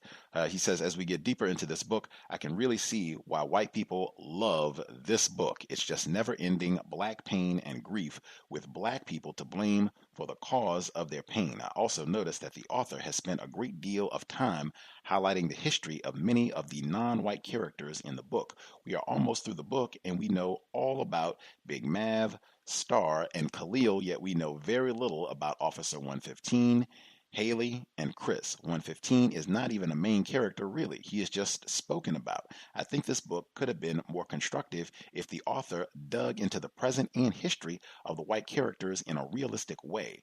All the issues in this book are a result of white people, yet we know nothing about the white characters, and instead, the attention is focused on the problems of non-white people. I don't see why the author bothered to include the killing of Khalil if she planned on giving minimal details about the life of the killer or any of the other white person in this book. VGQ, again, Victims Guaranteed Qualification. Victims Guaranteed Qualified. I guess if I were more confused and I read this book, I would probably think that the problem of racism is black people's fault, not white people. I cannot see any white person reading this book and empathizing with non-white people. This book paints an exact picture of the way that white people enjoy viewing non-white people, specifically black people. That is probably why they love the book. I'm going to try to get in maybe 2 or 3 quick comments, and then we'll have to get to the second audio segment because it's a little longer. Some of the chapters are disproportionate. I guess they're a little larger, but we will make time to get everybody's comments in for the second audio segment, and we will definitely get Retired Firefighter right when we get through. Couple only quick things that I will get in. I think you all made phenomenal points. The only quick things that I'll add. I did appreciate her saying that white kid goofing off is in a category of its own, even though I think it's far beyond them hopping in a trash can and scooting down the hall. It'll be like Columbine. The bad food continued, binge eating of cake and what have you. The whole fight thing, the thing that stuck out to me more than anything was, why is Haley in the book like at all? Like if we just wanted a racist child, like okay, but Haley is presented as a friend. She has not been friendly at any point in the book. Like it went from racist incident to racist incident to racist incident. Like there was never a reconciliation for there to even be. Why are you even here now for this event to take place? I think we had talked about that before. Like, what is even the appeal of having her around? Her mom talked to her about her and talked to Star about Haley and said, that girl is whack. You need to leave her alone. That came to mind immediately. Let's see. The Minority Act, a Minority Alliance. I think you all did a great job with that. Really repulsive. I think one of the most repulsive moments in the book. I cry for Khalil, for Natasha, even for Haley. Are you serious? Are you serious? Like, oh my goodness. And that's one right there that I would say, yeah, to me, I think a white person would write that. Ratchet, I think Vickers talks frequently. Reckless 2.0, Vickers talks regularly about just black self-respect and not referencing one another as Ratchet. And I think even referencing her mother as Ratchet when she's going to dance, like that just, to me, that's the way I would think whites would want us to be. Not to have respect for our attempted black mothers and fathers, but to have black children calling their black parents Ratchet. Let's see. The haircut point I think was great, where Aisha's hair gets described as a bob haircut has been replaced. A bob haircut has replaced her down to the ass Indian import. And then all about the hot pink dress. I thought that was a great contrast to Jess's perfect pixie cut that's so cute she wants to be in a sexual lesbian relationship with her. And I think I can stop there. We will get to the second audio segment. So we're picking up on chapter 22. Chapter 22. This is part 5, 13 weeks after it. If you have additional comments, just make a note and we should have additional time once the second audio segment concludes. Context of white supremacy. This is The Hate You Give, audio segment number 2. Part 5. 13 weeks after it. The decision. 22. In our new neighborhood, I can simply tell my parents I'm going for a walk and leave. We just got off the phone with Ms. Ofra, who said the grand jury will announce their decision in a few hours. She claims only the grand jurors know the decision, but I've got a sinking feeling I know it. It's always the decision. I stick my hands in the pockets of my sleeveless hoodie. Some kids race past on bikes and scooters, nearly knock me over. Doubt they're worried about the grand jury's decision. They aren't hurrying inside like the kids back home are probably doing. Home. We started moving into our new house this past weekend. 5 days later, this place doesn't feel like home yet. It could be all the unpacked boxes, or the street names I don't know.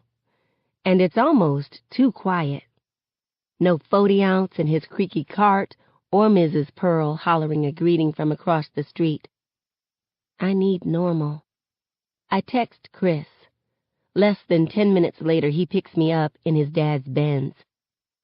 The Bryants live in the only house on their street that has a separate house attached to it for a butler. Mr. Bryant owns 8 cars, mostly antiques, and a garage to store them all. Chris parks in one of the 2 empty spots. Your parents gone? I ask. Yep.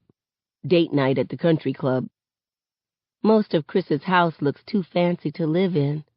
Statues, oil paintings, chandeliers. A museum more than a home. Chris's suite on the 3rd floor is more normal looking. There's a leather couch in his room, right in front of the flat-screen TV and video game systems. His floor is painted to look like a half basketball court, and he can play on an actual hoop on his wall. His California king-size bed has been made, a rare sight. I never knew there was anything larger than a king-size bed before I met him. I pull my Timbs off and grab the remote from his nightstand. As I throw myself onto his bed, I flick the TV on. Chris steps out his chucks and sits at his desk, where a drum pad, a keyboard, and turntables are hooked up to a Mac. Check this out, he says, and plays a beat. I prop myself up on my elbows and nod along. It's got an old-school feel to it, like something Dre and Snoop would have used back in the day. Nice. Thanks. I think I need to take some of that bass out, though. He turns around and gets to work. I pick at a loose thread on his comforter. Do you think they're going to charge him? Do you? No. Chris spins his chair back around. My eyes are watery and I lie on my side. He climbs in next to me so we're facing each other. Chris presses his forehead against mine. I'm sorry. You didn't do anything. But I feel like I should apologize on behalf of white people everywhere. You don't have to, but I want to. Lying in his California king-size bed, in his suite, in his gigantic house, I realized the truth. I mean, it's been there all along. But in this moment, lights flash around it. We shouldn't be together, I say. Why not? My old house in Garden Heights could fit in your house. So, my dad was a gangbanger. My dad gambles. I grew up in the projects. I grew up with a roof over my head, too. I sigh and start to turn my back to him. He holds my shoulder so I won't. Don't let this stuff get in your head again, Star. You ever notice how people look at us? What people? People, I say. It takes them a second to realize we're a couple. Who gives a fuck? Me. Why? Because you should be with Haley. He recoils. Why the hell would I do that? Not Haley, but you know, blonde, rich, white. I prefer beautiful, amazing Star. He doesn't get it. But I don't want to talk about it anymore. I want to get so caught up in him that the grand jury's decision isn't even a thing. I kiss his lips, which always have and always will be perfect. He kisses me back, and soon we're making out like it's the only thing we know how to do. It's not enough. My hands travel below his chest, and he's bulging in more than his arms. I start unzipping his jeans. He grabs my hand. Whoa! What are you doing? What do you think? His eyes search mine. Star, I want to. I do. I know you do. And it's the perfect opportunity. I trail kisses along his neck, getting each of those perfectly placed freckles. Nobody's here but us. But we can't, he says, voice strained. Not like this. Why not? I slip my hand in his pants, heading for the bulge. Because you're not in a good place. I stop. He looks at me, and I look at him. My vision blurs. Chris wraps his arms around me and pulls me closer. I bury my face in his shirt. He smells like a perfect combination of leather, soap, and Old Spice. The thump of his heart is better than any beat he's ever made. Mine normal, in the flesh. Chris rests his chin on top of my head. Star. He lets me cry as much as I need to. My phone vibrates against my thigh, waking me up. It's almost pitch black in Chris's room. The red sky shines a bit of light through his windows. He sleeps soundly and holds me like that's how he always sleeps. My phone buzzes again. I untangle myself out of Chris's arms and crawl to the foot of the bed.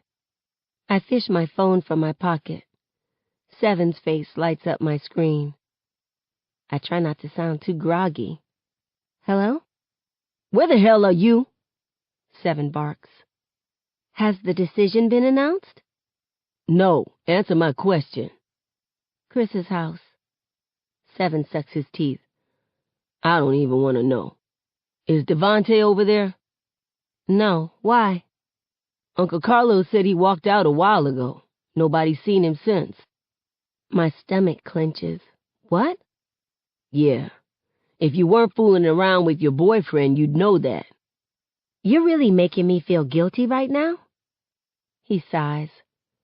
I know you're going through a lot, but damn, Star, you can't disappear on us like that. Ma's looking for you. She's worried sick, and Pops had to go protect the store in case, you know.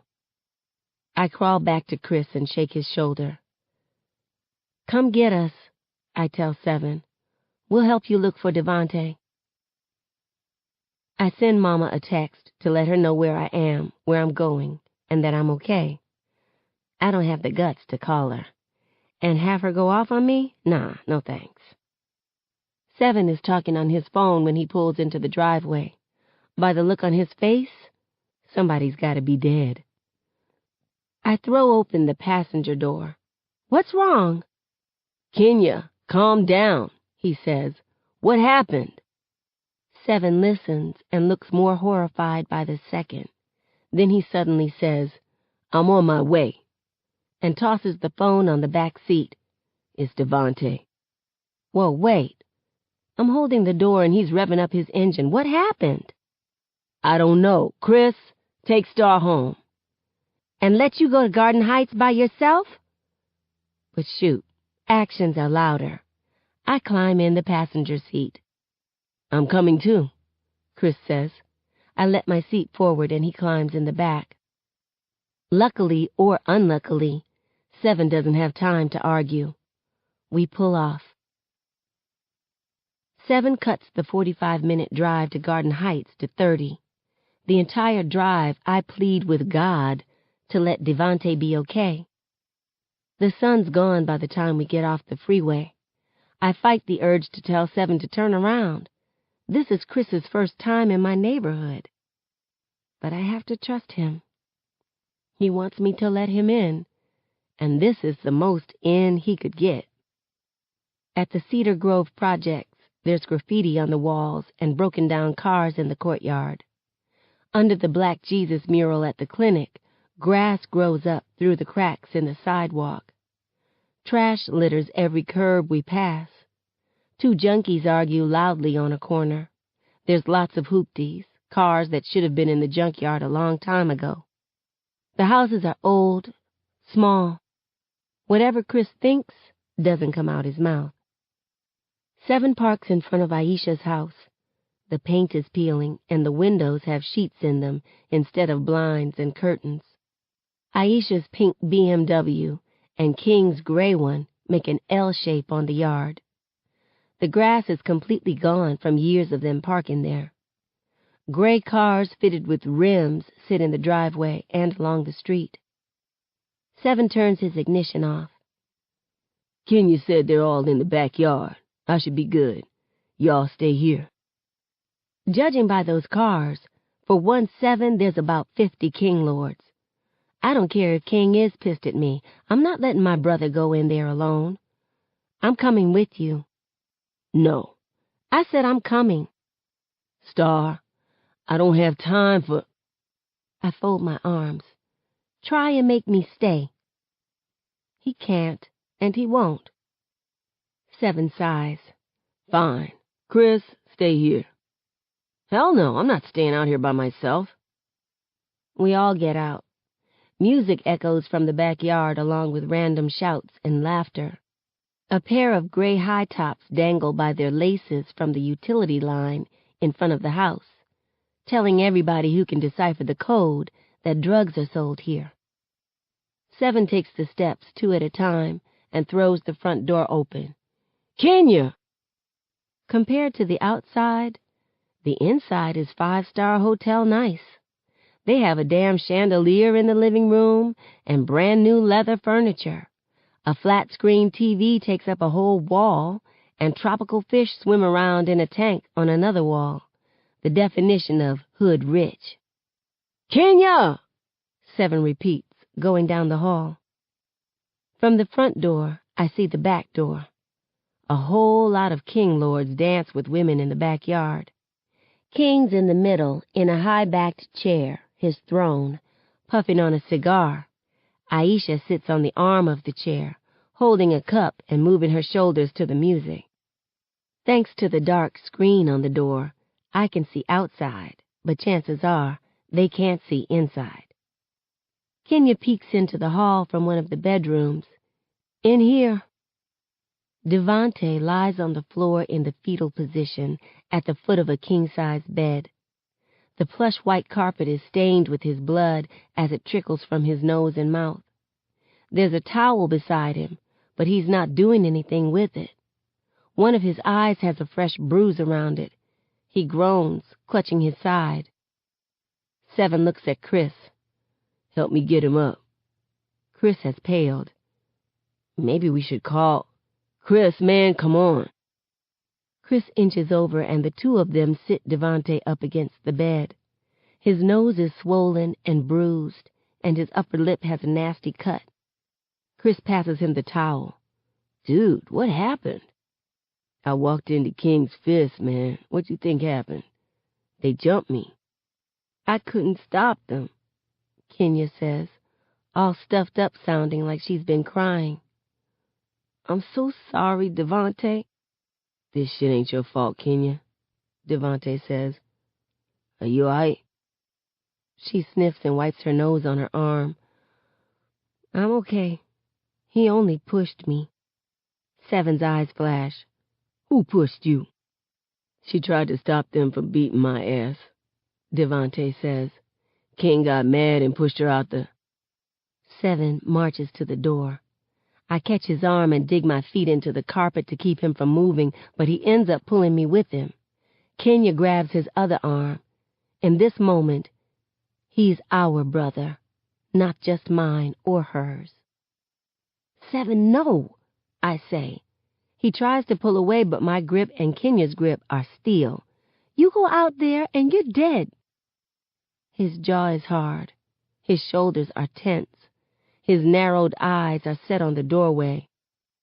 Let me go, he says. 7, I'm okay, I promise, Kenya says. But Star's right. We gotta get Vontae out of here before they kill him. They just waiting for the sun to set. He put his hands on you, 7 snarls. I said I wouldn't let that happen again. We know, I say, but please don't go back there. I hate stopping him because I promise I want somebody to whoop King's ass. It can't be 7. No way in hell. I can't lose him too. I'd never be normal again. He snatches away from us, and the sting that would usually come with that gesture is missing. I understand his frustration like it's mine. The back door squeaks and slams closed. Shit. We freeze. Feet thump against the floor, drawing nearer. Aisha appears in the doorway. Nobody speaks. She stares at us, sipping from a red plastic cup. Her lip is curled up slightly, and she takes her sweet time to speak, like she's getting a kick out of our fear. Chomping on some ice, she looks at Chris and says, Who this little white boy y'all done brought up in my house? Aisha smirks and eyes me. I bet he yours, ain't he? That's what happens when you go to them white folks' schools. She leans against the door frame. Her gold bracelets jingle as she lifts her cup to her lips again.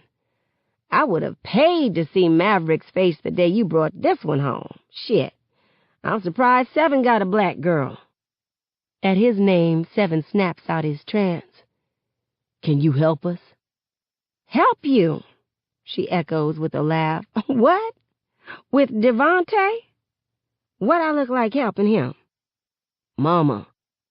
Now I'm Mama, she says. What happened to that Aisha shit from the other week, huh? 7? See, baby, you don't know how the game work. Let Mama explain something to you, okay? When Devante stole from King, he earned an ass-whooping. He got one. Anybody who helps him is asking for it too, and they better be able to handle it. She looks at me. That goes for dry snitches, too. All it takes is her hollering for King. Her eyes flick toward the back door. The music and laughter rise in the air. I tell y'all what, she says, and turns to us. Y'all better get Devante's sorry ass out my bedroom, bleeding on my carpet and shit. And got the nerve to use one of my damn towels? Matter of fact, get him and that snitch out my house. 7 says, What? You deaf too? She says, I said, get them out my house. And take your sisters. What I gotta take them for? 7 says. Because I said so. Take them to your grandma's or something, I don't care. Get them out my face. I'm trying to get my party on. Shit. When none of us move, she says, go. I'll get Lyric, Kenya says, and leaves. Chris and Seven each take one of Devontae's hands and pull him up. Devontae winces and cusses the whole way. Once on his feet, he bends over, holding his side, but slowly straightens up and takes steadying breaths. He nods. I'm good. Just sore. Hurry up, Aisha says. Damn, I'm tired of looking at y'all. Seven's glare says what he doesn't. Devontae insists he can walk, but Seven and Chris lend their shoulders for support anyway. Kenya's already at the front door with Lyric on her hip.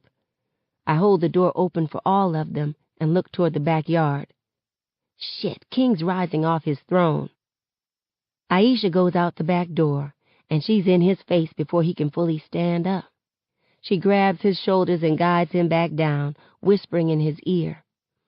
He smiles widely and leans back into his chair. She turns around, so her back is to him, the view he really wants, and starts dancing. He smacks her ass. She looks my way. I doubt she can see me, but I don't think I'm one of the people she's trying to see anyway. They've gone to the car. Suddenly I get it. Star, come on, Seven calls. I jump off the porch. Seven holds his seat forward for me and Chris to climb in the back with his sisters. Once we're in, he drives off. We got to get you to the hospital, Vontae, he says. Devontae presses the towel against his nose and looks at the blood staining it. I'll be all right, he says, like that quick observation tells him what a doctor can't. We lucky Aisha helped us, man, for real. Seven snorts. She wasn't helping us. Somebody could be bleeding to death and she would be more worried about her carpet and getting her party on. My brother is smart. So smart that he's dumb. He's been hurt by his mama so much that when she does something right, he's blind to it. Seven, she did help us, I say. Think about it. Why did she tell you to take your sisters too? 'Cause she didn't want to be bothered, as always. No. She knows King will go off when he sees Devontae's gone, I say. If Kenya's not there, Lyric's not there, who do you think he's going to take it out on? He says nothing. Then, shit. The car makes an abrupt stop, lurching us forward, then sideways as Seven makes a wide U-turn. He hits the gas, and houses blur past us. Seven, no, Kenya says. We can't go back. I'm supposed to protect her. No, you're not, I say. She's supposed to protect you, and she's trying to do that now. The car slows down. It comes to a complete stop a few houses away from Aisha's. If he... Seven swallows. If she... He'll kill her. He won't, Kenya says. She's lasted this long. Let her do this, Seven. A Tupac song on the radio makes up for our silence. He raps about how we gotta start making changes. Khalil was right. Pac's still relevant.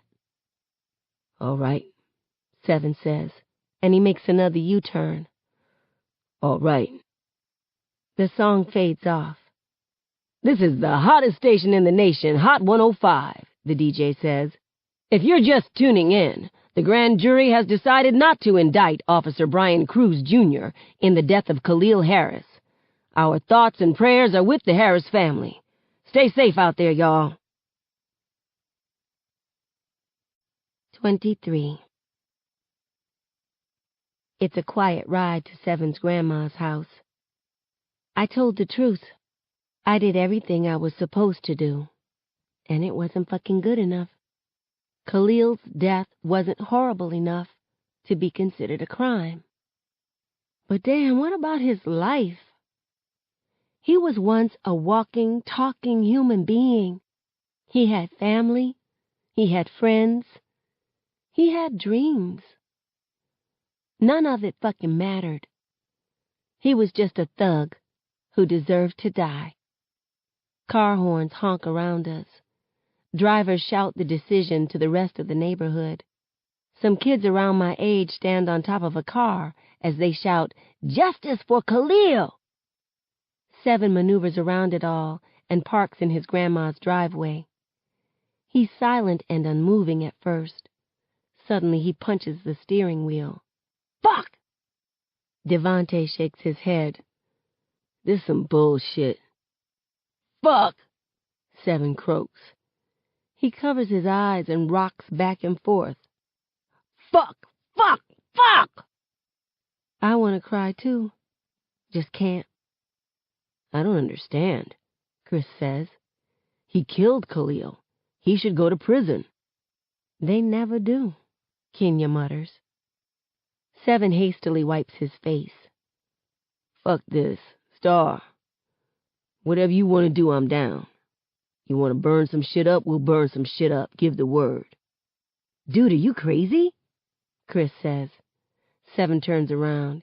"You don't get it, so shut up. Star, what you want to do?" "Anything. Everything. Scream, cry, puke, hit somebody, burn something, throw something. They gave me the hate, and now I want to fuck everybody, even if I'm not sure how." "I want to do something," I say. "Protest, riot, I don't care." "Riot?" Chris echoes. "Hell yeah," Devante gives me dap. "That's what I'm talking about." "Star, think about this," Chris says. "That won't solve anything." "And neither did talking," I snap. "I did everything right, and it didn't make a fucking difference.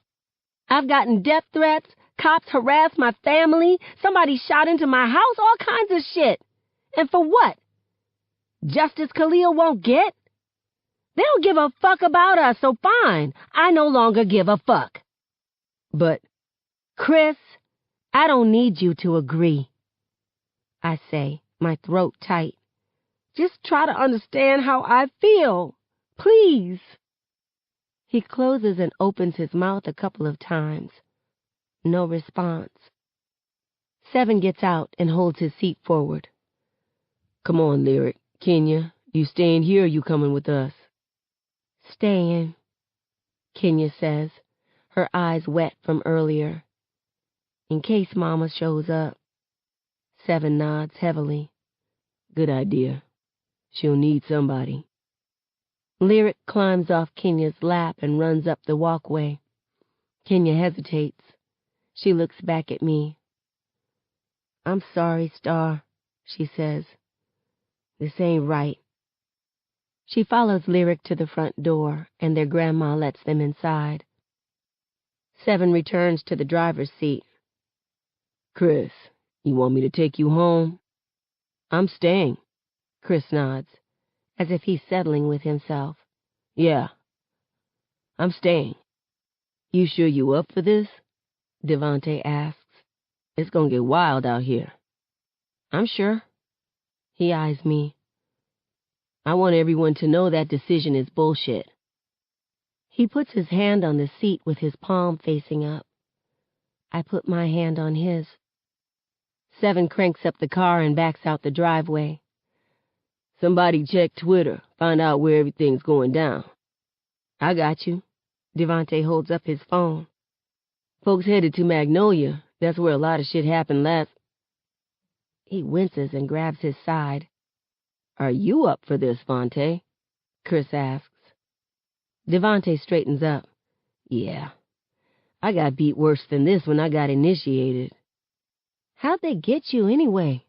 I ask. "Yeah, Uncle Carlos said you walked off," says 7. "That's a long-ass walk." "Man," Devante groans in that Devante way. "I wanted to visit Dalvin. I took the bus to the cemetery.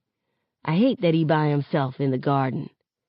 I didn't want him to be lonely, if that makes sense.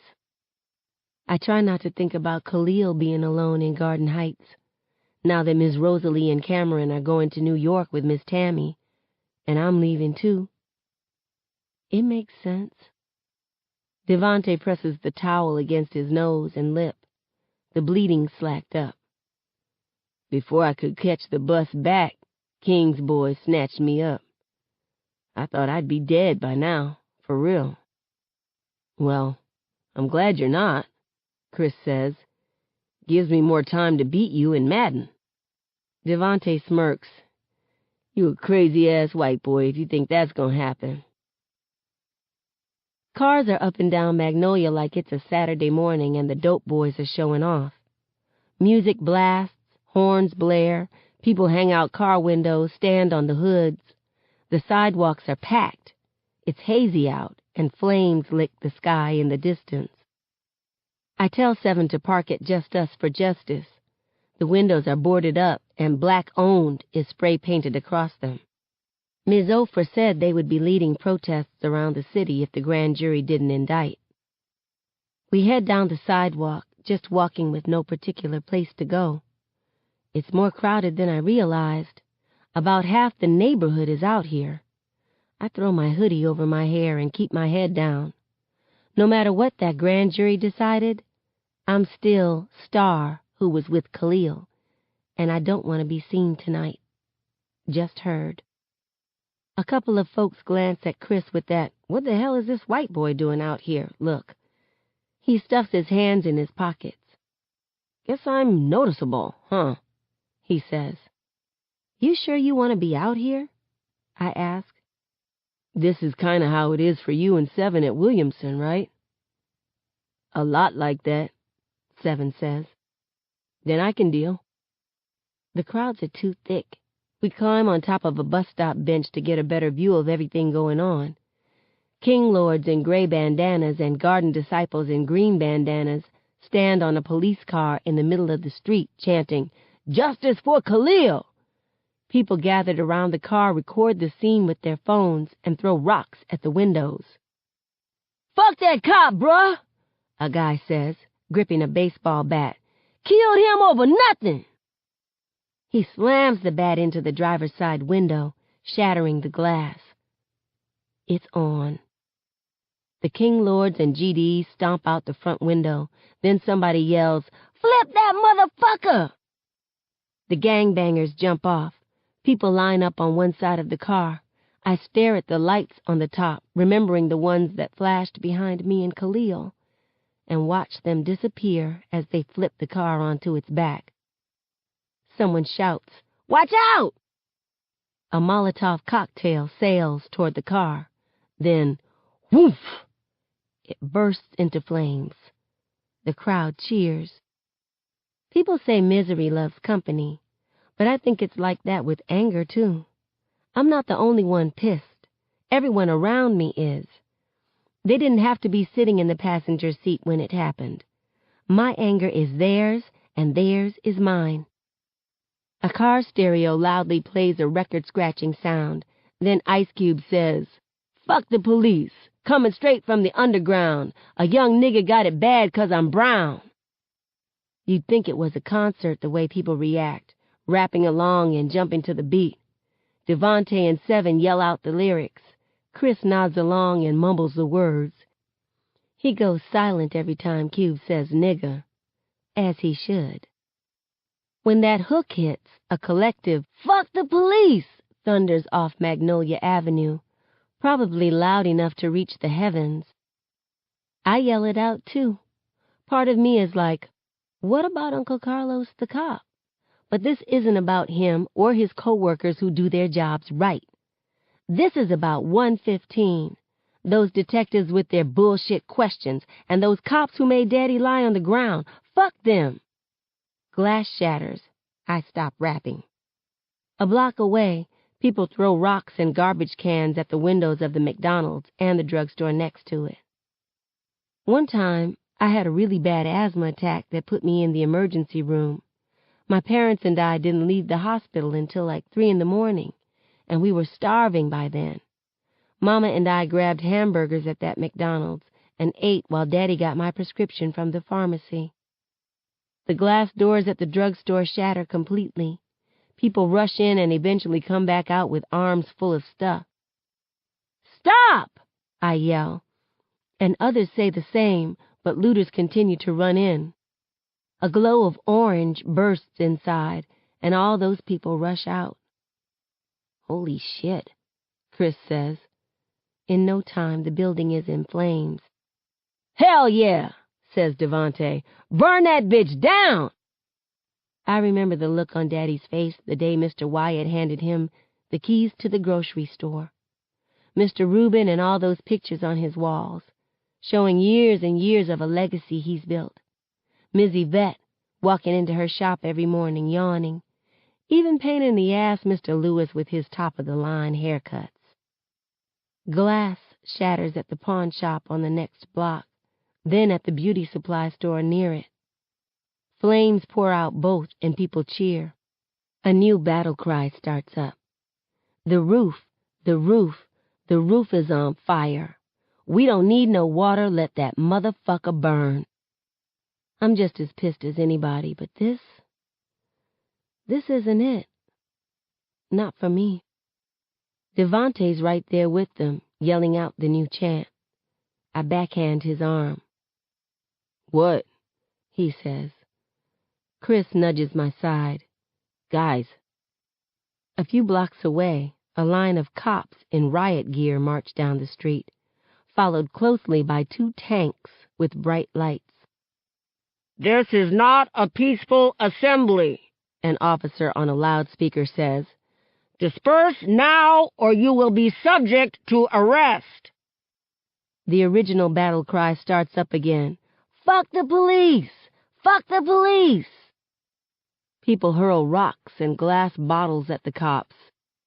"Yo," Seven says. "Stop throwing objects at law enforcement," the officer says. "Exit the streets immediately or you will be subject to arrest." The rocks and bottles continue to fly. Seven hops off the bench. "Come on," he says, as Chris and I climb off too. "We need to get out of here." "Fuck the police! Fuck the police!" Devante continues to shout. "Vontae, man, come on," says Seven. "I ain't scared of them. Fuck the police!" There's a loud pop. An object sails into the air, lands in the middle of the street, and explodes in a ball of fire. "Oh, shit," Devante says. He hops off the bench and we run. It's damn near a stampede on the sidewalk. Cars speed away in the street. It sounds like the 4th of July behind us. Pop after pop after pop. Smoke fills the air. More glass shatters. The pops get closer and the smoke thickens. Flames eat away at the cash advance place. Just Us for Justice is fine, though. So is the car wash on the other side of it, black-owned, spray-painted on one of its walls. We hop into Seven's Mustang. He speeds out the back entrance of the old Taco Bell parking lot, hitting the next street over. "The hell just happened?" he says. Chris slumps in his seat. "I don't know. I don't want it to happen again, though." "Niggas tired of taking shit," Devante says, between heavy breaths. "Like Star said, they don't give a fuck about us, so we don't give a fuck. Burn this bitch down." "But they don't live here," Seven says. "They don't give a damn what happens to this neighborhood." "What we supposed to do then?" Devante snaps. "All that kumbaya peaceful shit clearly don't work. They don't listen till we tear something up." "Those businesses, though," I say. "What about them?" Devante asks. "My mama used to work at that McDonald's, and they barely paid her. That pawn shop ripped us off a hell of a lot of times. Nah, I don't give a fuck about neither one of them bitches." I get it. Daddy almost lost his wedding ring to that pawn shop once. He actually threatened to burn it down. Kinda ironic it's burning now. But if the looters decide to ignore the black-owned tags, they could end up hitting our store. We need to go help Daddy. "What?" Seven says. We need to go help Daddy protect the store. In case looters show up. Seven wipes his face. Shit, you're probably right. Ain't nobody gonna touch Big Mav, says Devontae. You don't know that, I say. People are pissed, Devontae. They're not thinking shit out, they're doing shit. Devontae eventually nods. Aight, fine, let's go help Big Mav. Think you'll be okay with me helping out? Chris asks. He didn't seem to like me last time. Seem to, Devontae repeats. He straight up mean-mugged your ass. I was there. I remember. Seven snickers. I smack Devontae and tell him, shush. What? It's true. He was mad as hell that Chris is white. But hey, you spit that NWA shit like you did back there, maybe he'll think you alright. What? Surprised a white boy knows NWA? Chris teases. Man, you ain't white. You light-skinned. Agreed, I say. Wait, Seven says over our laughter. We gotta test him to see if he really is black. Chris, you eat green bean casserole? Hell no, that shit's disgusting. The rest of us lose it, saying, He's black! He's black! Wait, one more, I say. Macaroni and cheese. Full meal or a side dish? Chris's eyes dart around at us. Devontae mimics the Jeopardy music. How to earn a black card for 300, Alex? Seven says in an announcer's voice. Chris finally answers. Full meal. Ah, the rest of us groan. Whoop, whoop, whoop, Devontae adds. Guys, it is. Think about it.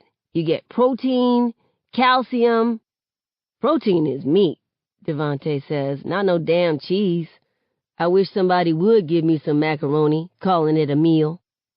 It's like the easiest, quickest meal ever, though, Chris says. One box and you're... And that's the problem, I say. Real macaroni and cheese doesn't come from a box, babe. It eventually comes from an oven with a crust bubbling on top. Amen. Seven holds his fist to me and I bump it. Oh, Chris says. You mean the kind with the breadcrumbs? What? Devontae yells, and Seven goes, breadcrumbs? Nah, I say. I mean, there's like a crust of cheese on top. We gotta get you to a soul food restaurant, babe. This fool said breadcrumbs. Devontae sounds seriously offended. Breadcrumbs! The car stops. Up ahead, a road closed sign blocks the street with a cop car in front of it. Damn, Seven says, backing up and turning around. Gotta find another way to the store. They probably got a lot of roadblocks around the neighborhood tonight, I tell him. Fucking breadcrumbs. Devontae still can't get over it. I swear, I don't understand white people. Breadcrumbs on macaroni, kissing dogs on the mouth, treating their dogs like they're their kids, I add. Yeah, says Devontae, purposely doing shit that could kill them, like bungee jumping. Calling Target Target, like that makes it fancier, says Seven. Fuck, Chris mutters. That's what my mom calls it. Seven and I bust out laughing. Saying dumb shit to their parents, Devontae continues, splitting up in situations when they clearly need to stick together. Chris goes, huh? Babe, come on, I say. White people always want to split up, and when they do, something bad happens. That's only in horror movies, though, he says. Nah, shit like that is always on the news, says Devontae. They go on a hiking trip, split up, and a bear kills somebody.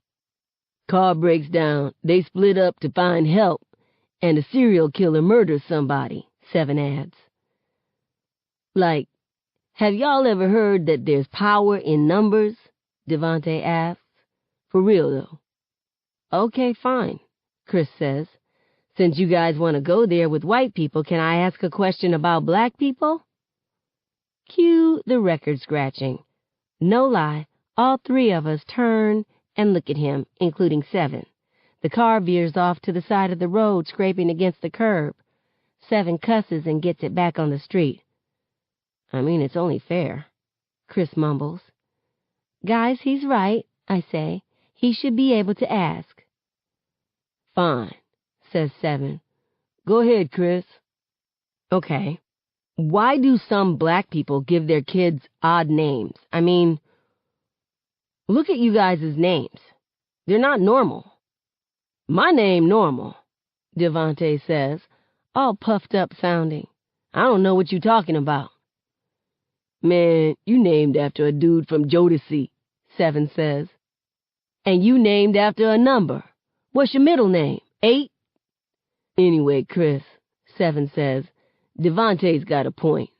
What makes his name or our names any less normal than yours? Who or what defines normal to you? If my pops were here, he'd say you've fallen into the trap of the white standard. Color creeps into Chris's neck and face. I didn't mean... Okay, maybe normal isn't the right word. Nope, I say. I guess uncommon is the word instead, he asks. You guys have uncommon names. I know about 3 other Devantes in the neighborhood, though, says Devante. Right is about perspective, says Seven. Plus, most of the names white people think are unusual actually have meanings in various African languages. And let's be real, some white people give their kids uncommon names, too, I say. That's not limited to black people. Just 'cause it doesn't have a D or a la on the front doesn't make it okay. Chris nods. True enough. Why you have to use D as an example, though? Devante asks. We stop again. Another roadblock. Shit, Seven hisses. I gotta go the long way. Through the east side. East side, Devante says. That's GD territory. And that's where most of the riots happened last time, I remind them. Chris shakes his head. Nope. Can't go there, then. Nobody's thinking about gangbanging tonight, Seven says. And as long as I stay away from the major streets, we'll be all right. Gunshots go off close by. A little too close by. And all of us jump. Chris actually yelps. Seven swallows. Yeah. We'll be all right. And we will wrap things up next Friday. The conclusion of Angie Thomas's The Hate You Give, context of white supremacy. Folks would like to participate. The number to dial, 641-715-3640. The code 564943 pound. Press star 61 if you would like to participate. We have about 30 minutes left in the broadcast. Please do not wait till the last minute if you have commentary you would like to share. You double check, make sure if there's anybody that we missed completely so that we can get them in.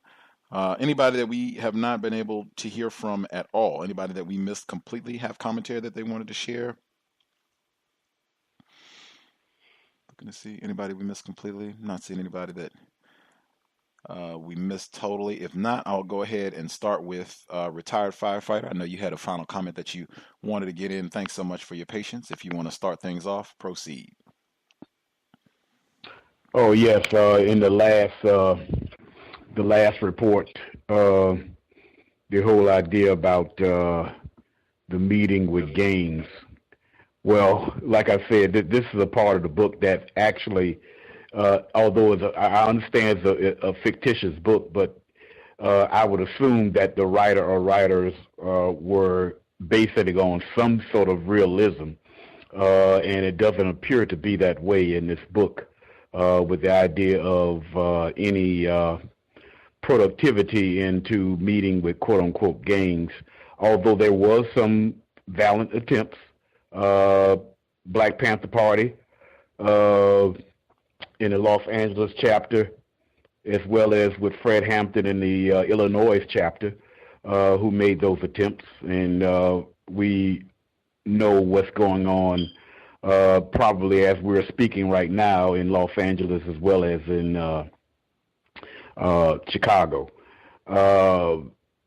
Jim Brown, who has made that. Now there may have been some success out of from an individual standpoint, but not as a collective, is what I'm speaking about.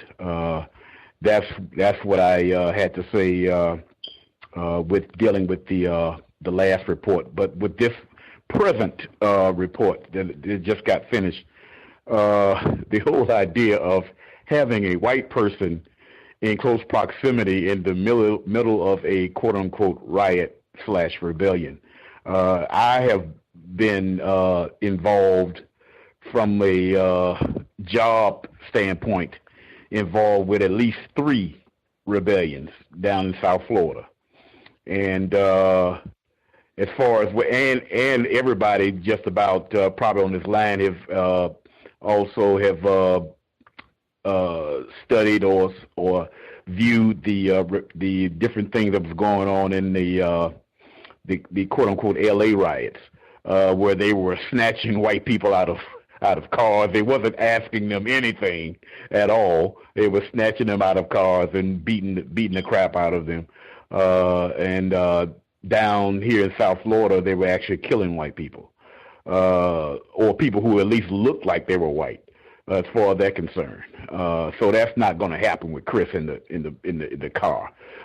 With the writer's intense desire to make it all right with some white people. She whoever it was willing to include that particular, what I think is unrealistic as far as they're concerned. It was something else, but I can't think of it right now. Let somebody else move on with it. Thank you. Indeed. Ivy, I don't think we heard from her first time around. If you have commentary, you should be with us. Is that me, Gus? Yes, ma'am. Because I actually didn't hear a name. I just heard you say her first time around. Greetings, Gus, and greetings to all the callers on the line. Gus, I wanted to ask you, in the beginning on the first segment, I believe you asked a question and I missed it. If you did, could you repeat it for me? I think the 2 questions, if we have any folks who found the book constructive, they like it, definitely would like to hear from them. And then just if folks saw the relevance with the sound clip that I used at the beginning of the broadcast, that was from Bamboozled, with the white writers constructing the black show in Bamboozled, saw the relevance between that clip and this book. Well, I actually didn't hear the clip, or much of it anyway, but I did hear what I thought was at least an explanation of it, that they came in and the white people came in and gave a lot of, input and tried to, take over how everything was going to be. And, that's what they did with this book. But I guess the quick commentary that I wanted to give is, or observation that I noticed, it was toward the end of this particular segment when the racist Chris said, can I ask a question? And then he asked, why do y'all have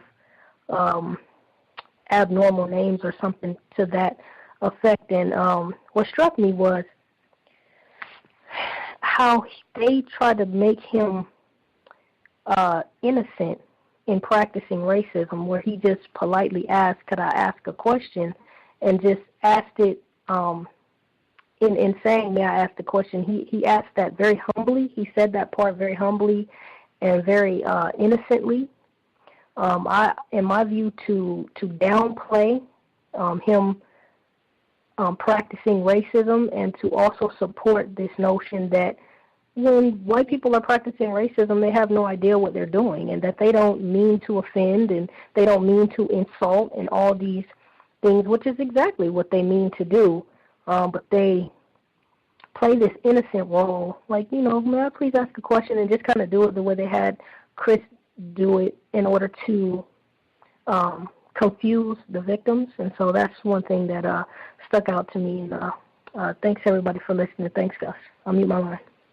I'll be heard. Appreciate that, Ivy. Yes, sir. We can hear you, Rob, in Wisconsin. Okay. This has been the trashiest section for me. I'll start by her stating that Chris pulled up in her dad's Benz. I thought that the reference to the brand of the vehicle was significant. And then moving along to the house, Chris didn't just have a bedroom, but he had a suite. And then he had not just a king-size bed, but a California king-size bed. And then on that king-size bed, she just threw herself on the bed. And it was, I guess, a part where she moved away from the California king-size bed, and then it said that she crawled back to Chris. I thought that was significant as well. And then the part where it was, I would say, similar to soft pornography, where she wanted to engage in sexual activity with Chris, and he stopped her. And in that moment, I thought that she started to have a moment of clarity where she said that they shouldn't be together. And that part was just like, it was just so trashy. It referenced, am I being heard still? Yes, sir. Okay. It talked about where her hands moved to the bulge in his pants. Just very, very tacky. Then moving along to the quote-unquote riot and or rebellion,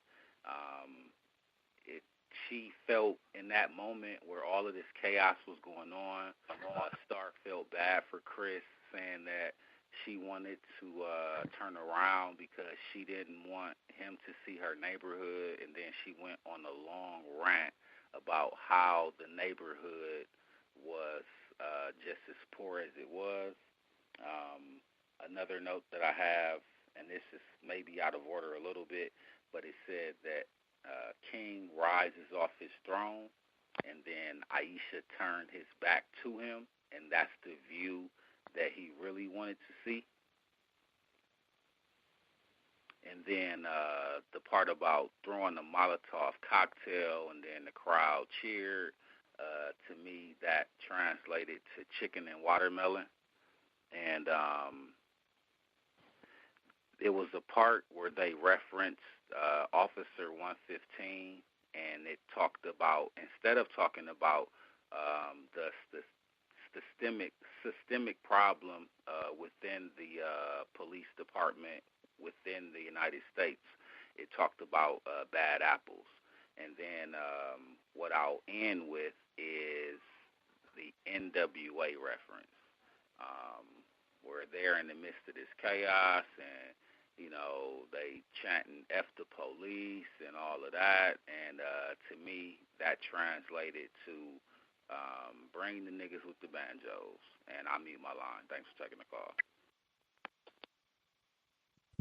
Appreciate that, Rob, in Wisconsin. Other folks, if you dialed in, if you have a hand up, commentary to share, line should be open. Yes, sir. Gus, I'm very angry with you, Gus, for playing that.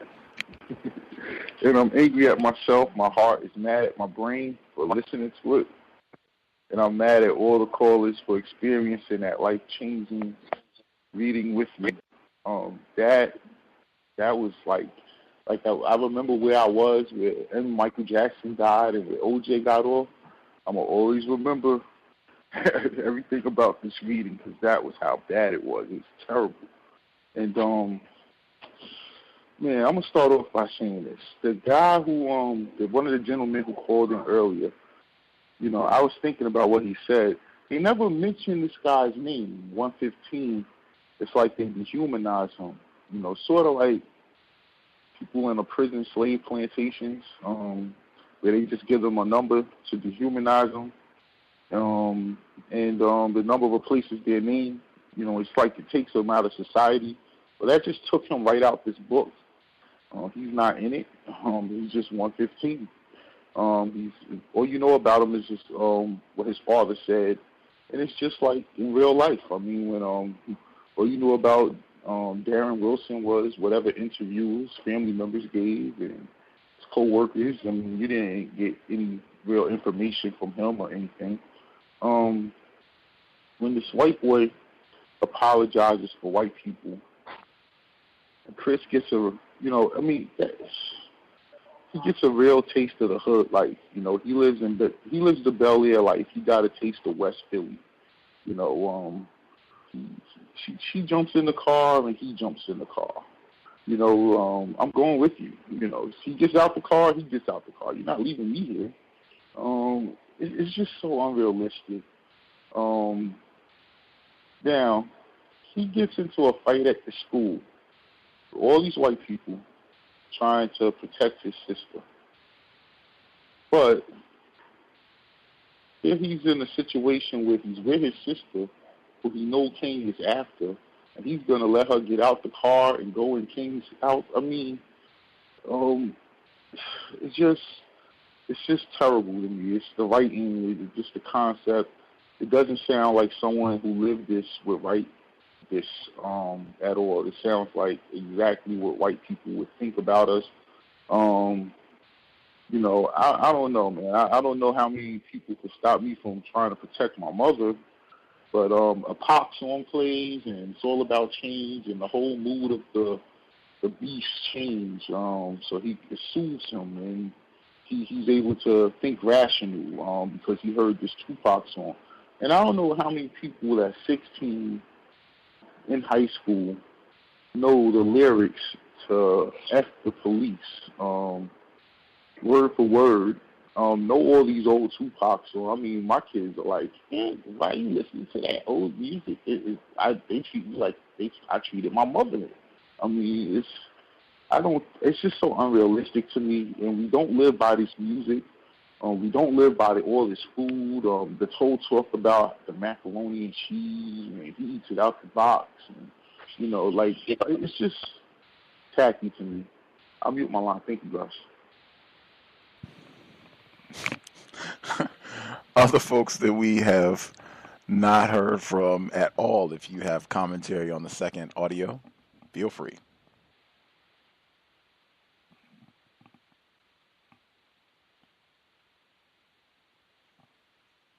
Any folks that we missed completely? Any other folks that have Can I be heard? Yes, sir. Yeah, this is Jay from STL. I just wanted to say the second half has really been terrible. And I think this book is psychic. We should consider this as an attack. I can't believe like children are studying this. Very, very deviant. And we have yet to penetrate, you know, the real issue here. We never have got back to the real problem. The soft course sex scene, it's just it's hard to take in. A lot of first-person narration, so the trauma that she's describing is supposed to be kind of imagined by the people reading this. This is some weird, but it's propaganda of the highest order. So that's all I wanted to say. Important term in context of this book, I think, in this reading, propaganda, indeed. Other folks have commentary? May I be heard? Yes, sir. Okay. I would like to start out by saying that the book, although it's, you know, trying to show some black experiences, it's not really if it's designed for young adults, I don't see anything in there like teaching them anything, any basic concepts of, like honor and pride or, anything that they could grasp and go on with. And also everything associated with the black people is negative. It's trash in the neighborhood, shooting, it's rioting, everything in white neighborhoods are pristine and it's nice. And, that type of imagery in reading for young adults, can give them a false impression. It's something that Maverick said. I think it may have slipped my mind. He was talking to his daughter, and he said something pretty profound. But I think they're all missing the point, because a white policeman has killed an unarmed teenager, and King all of a sudden is the villain in the book.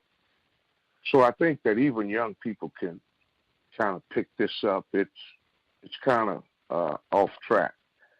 And I'll mute my line, give somebody else a chance to get one last word in. Thanks, sir.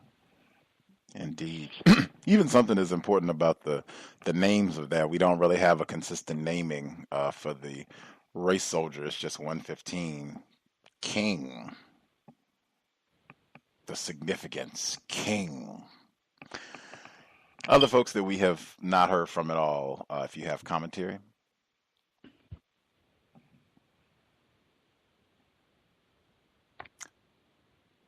Can I be heard again? We got retired firefighter. I can make sure we get you if you have extra comments you want again. Just anybody that didn't get to comment second time around. Did we miss anybody? Grand. Assume we got everybody. Before I get retired firefighter, just a couple quick comments that I had on the second session. The book in general, has been trashy all the way, so it would surprise me if it were less trashy on the home stretch. This is the climax, so there should be an intensification in trashiness, I would think, as we get to the conclusion. And I think none of us were surprised. We all thought that 115 would not be indicted, and the subsequent Negro hooliganism. I think all of that was, not that much of a surprise. Some of the things that stood out to me in the second portion. Let's see.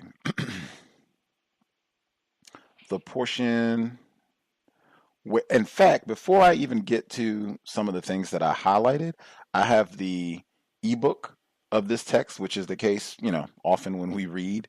And we've talked, a few times, even some of our guests have talked about the difference between having an ebook and an actual hard copy. One of the cool things that you can do when you have an ebook is you can just do a word search. And so you can quickly see the way that particular terms or words are used. What I did, because some of the words that have stood out, just their word usage in this text, the word perfect and the word normal, I just did a word search for the word perfect to see what I got. So the word perfect is used 19 times in this book. Some of the times that the word perfect is used. Chapter 11, Jess, white female, with her perfect pixie cut, is the only one there eating cheese fries and reading her phone. Next time perfect comes up. Chapter 17, Chris's eyes are soft and perfect. Continuing, she talks about this week the doll has a perfect French braid that Devontae did. Seven's name, the number of perfection. I ain't saying that you're perfect, Maverick tells Seven. Nobody is, but you're the perfect gift God gave me. Star to Chris, I kiss his lips, which always have and always will be perfect.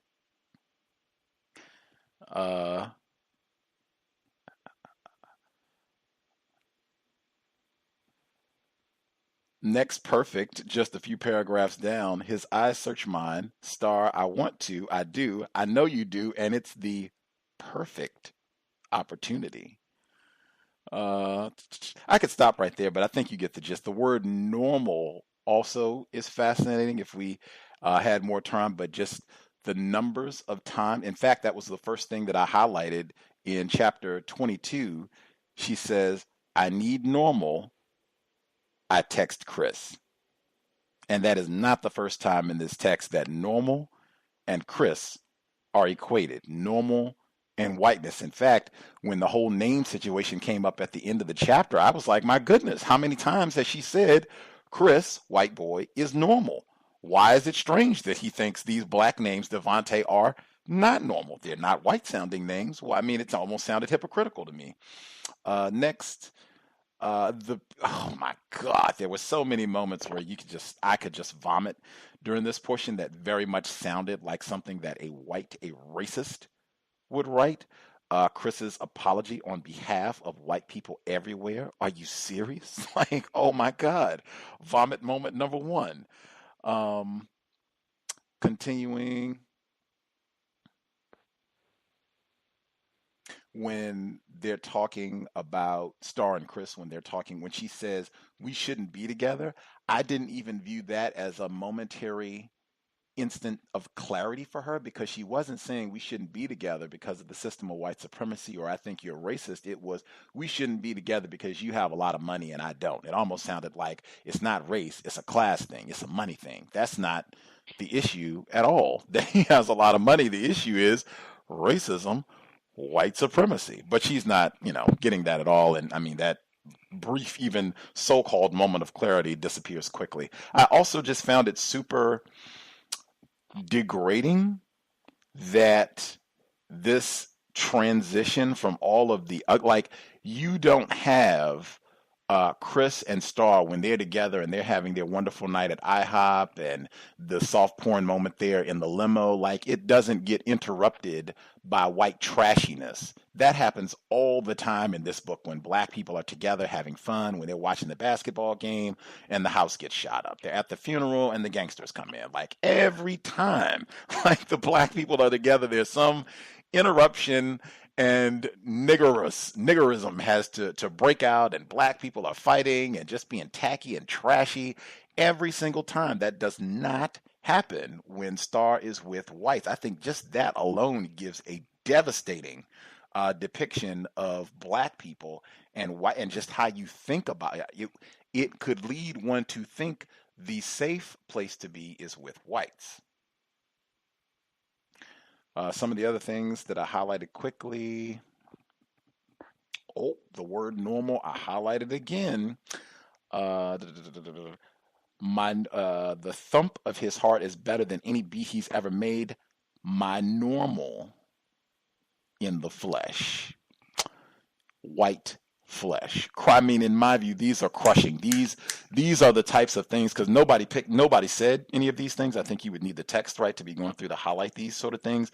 In my view, these devastating. These are just little bits of poison that go into the black brain computer every time you read this sort of thing or when you're watching this sort of trash on television, and it has an extraordinary impact on your thinking, especially for young black people. Their minds are still developing. These anti-black concepts are being planted in 11-year-olds, 12-year-olds, 13-year-olds.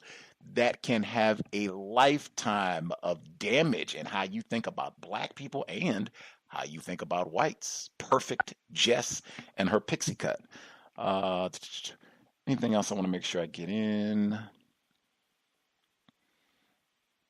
The whole way that Devontae's mom talked to him was just so disgusting. The anti-blackness again. I mean, just to normalize that as this is the way that we should think of black parents, black mothers relating to their black children, that this is normal. This is the authentic Negro experience of, black parenting. I mean, that's disgusting.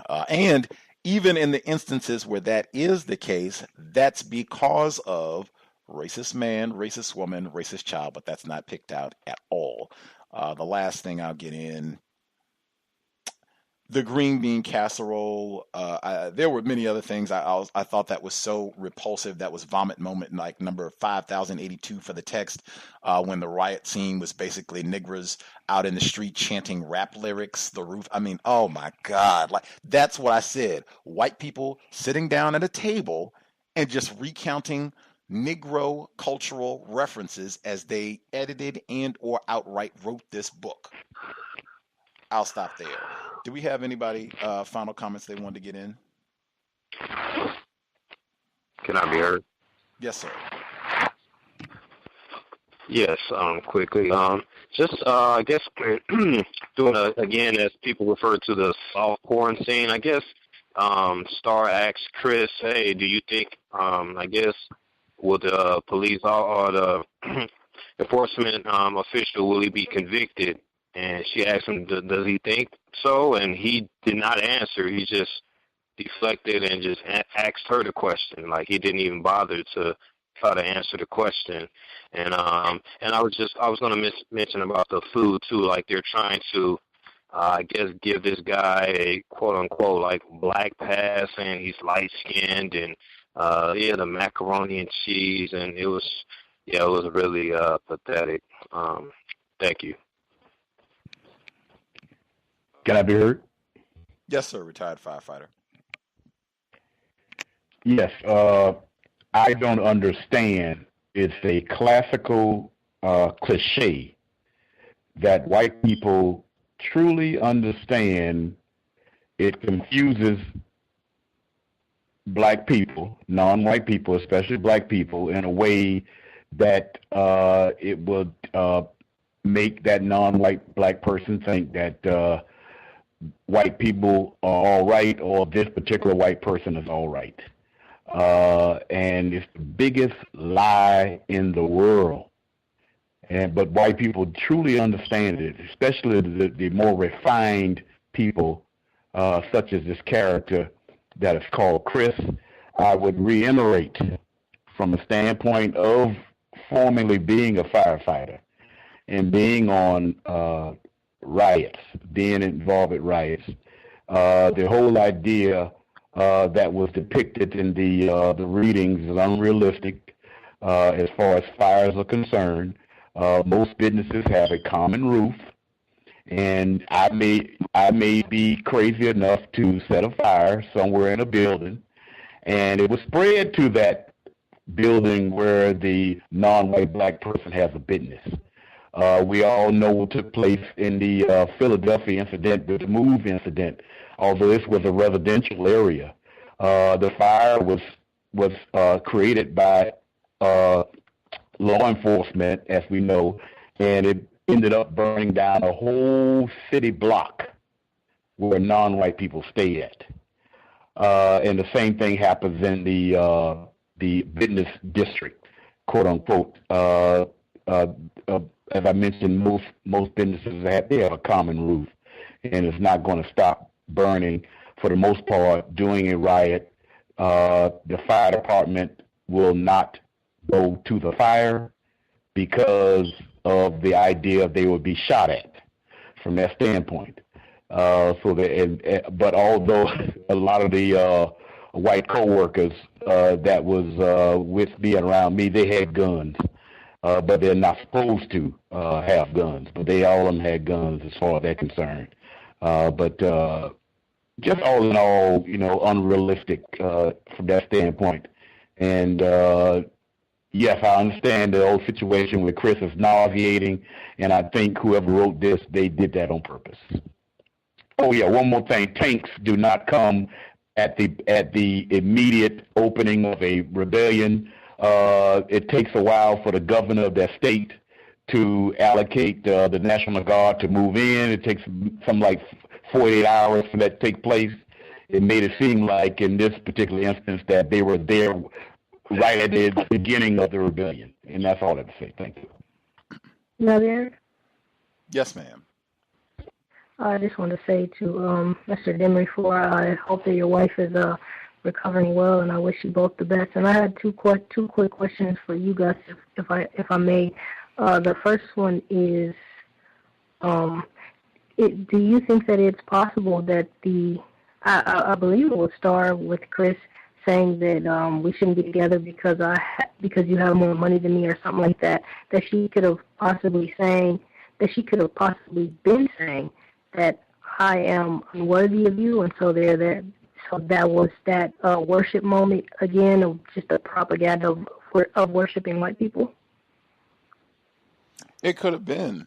She definitely, in that comparison, made sure to emphasize the enormous wealth that they had in comparison to their absence of, their lack of having anything, that their, entire residence could have easily fit into his, closet or bathroom space or what have you. So it absolutely could have been that, I'm not even worthy of you type thing. We shouldn't be together because I'm not worthy of being with you. Yeah, that sounds like a real denigrating comment that my whatever could fit into your whatever. My other quick question was, is there any update on Pam?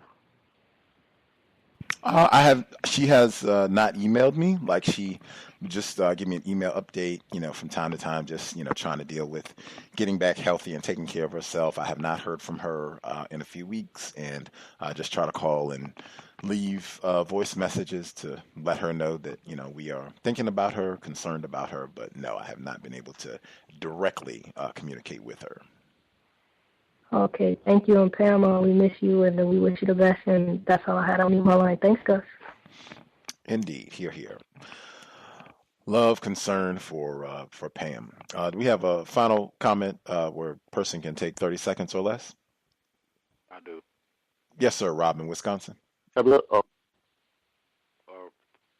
person who spoke up can go. Oh, yielding the floor. Did the other caller who just spoke up, did you want to go ahead? Oh, thank you, Rob. I just wanted to say, King like Martin Luther King, a black leader, a leader of black people. King, a leader of a black king, and like Rodney King with the cops getting off. And what the firefighter said earlier, Reginald Denny, that was a black uprising of unconfused victims as far as knowing who the enemy is. If any white person walking through that area, driving through that area, was getting it. The property was getting damaged, car, whatever. And here this guy is just walking through, sending after police with the black people, humming along, just not saying nigger. Context of white supremacy. We will wrap things up next Friday. We should be all done. Angie Thomas, The Hate You Give. We can get our concluding remarks in and move on to something way, way, way better. Although, again, I do think this is very important. If anybody, children, if you have offspring, or they don't even have to be your children, if you know younger black people, if they read this book, have talked about it, familiar with it, would be great to get their thoughts for the final broadcast. If you want to write in any comments, untiljustice@gmail.com. untiljustice@gmail.com. Drop an email and we can read your commentary on the air next week for the final book study on Angie Thomas, allegedly the book authored by Angie Thomas, The Hate You Give. And I'll add an addendum. If you know of black people, because it seems that there are a significant number of black people who think that this is a great text, that would be interesting as well to hear their thoughts. Also, there is a white person who apparently listened to at least one episode of the C.O.W.S. where we talked about this book, and they wrote a review of Angie Thomas's The Hate You Give, where they critique the book, offering some of the similar critiques that have been shared on this program, and they cited the C.O.W.S., even though this is written by a suspected racist. I thought that was interesting as well. I can share it. A listener emailed it to me, but I can post that if people want to check that out. Again, I will encourage listeners, if you have participated in the book club, especially if you've been calling in and sharing your views and what have you, which is great, write a review. I'm going to make an effort to make time this week to do that. It doesn't have to be super long, right? It doesn't have to be, like 50 pages or anything. It could be one paragraph. I mean, it could be very short, 500 words. It doesn't have to be a long thing at all. It could be, just short, right to the point, whatever you think were the main, 1 or 2 points that you would like to convey about this book. But I think that would be great. Apparently, there are a lot of younger Black people who are being forced to read this book. They might do a search online, for some information, get some help, right, for the text. They might find your book review, might even listen to a podcast or two talking about the text. You never know.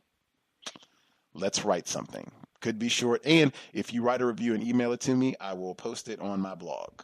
I might do, spell check or what have you, but other than that, I will post it. If you want to write it in, just don't do any name calling, right, that sort of thing. I will share it on my blog. That's it. We'll be here tomorrow. Compensatory call in 9 p.m. Eastern, 6 p.m. Pacific. Looking forward. We'll review what's gone down last 7 days. Way more things happened than just the Starbucks incident. Thanks, everyone, for tuning in. I know it's Friday and getting warm. It's still here on the West Coast. Sun has not gone down, still bright, so I know folks are ready to be out frolicking, enjoying the increasingly warmer weather. Still need to be codified. Racists do not stop terrorizing Black people just because the weather is warm. I would encourage sobriety would be best, especially under conditions of white supremacy. We should do everything that we can to maintain healthy, well-functioning brain computers so that we can make phenomenal decisions, come up with new concepts, solutions to the problem, the system of white supremacy, racism. Go out, have fun, just make sure you stay codified. Certainly, if you're going to be in a vehicle, sober and buckled up, driver or passenger, let's do everything we can to minimize contact with race soldiers, badge or no. That's it. Creator, we ask that you help us remain patient with other Black people, victims of white supremacy. We ask that you help us remain patient with ourselves. Remind us to demonstrate the highest levels of Black self-respect at all times, in all places, each and every time we are in contact with another Black person. It has been time. Replace white supremacy with justice immediately. Cows signing out. Thanks all for tuning in. Nigga, you so brainwashed. I'm a victim, brother. Problem. You're a victim. I'm a victim of 400 years of conditioning. Shut up. The man has programmed my conditioning. Even my conditioning has been conditioned.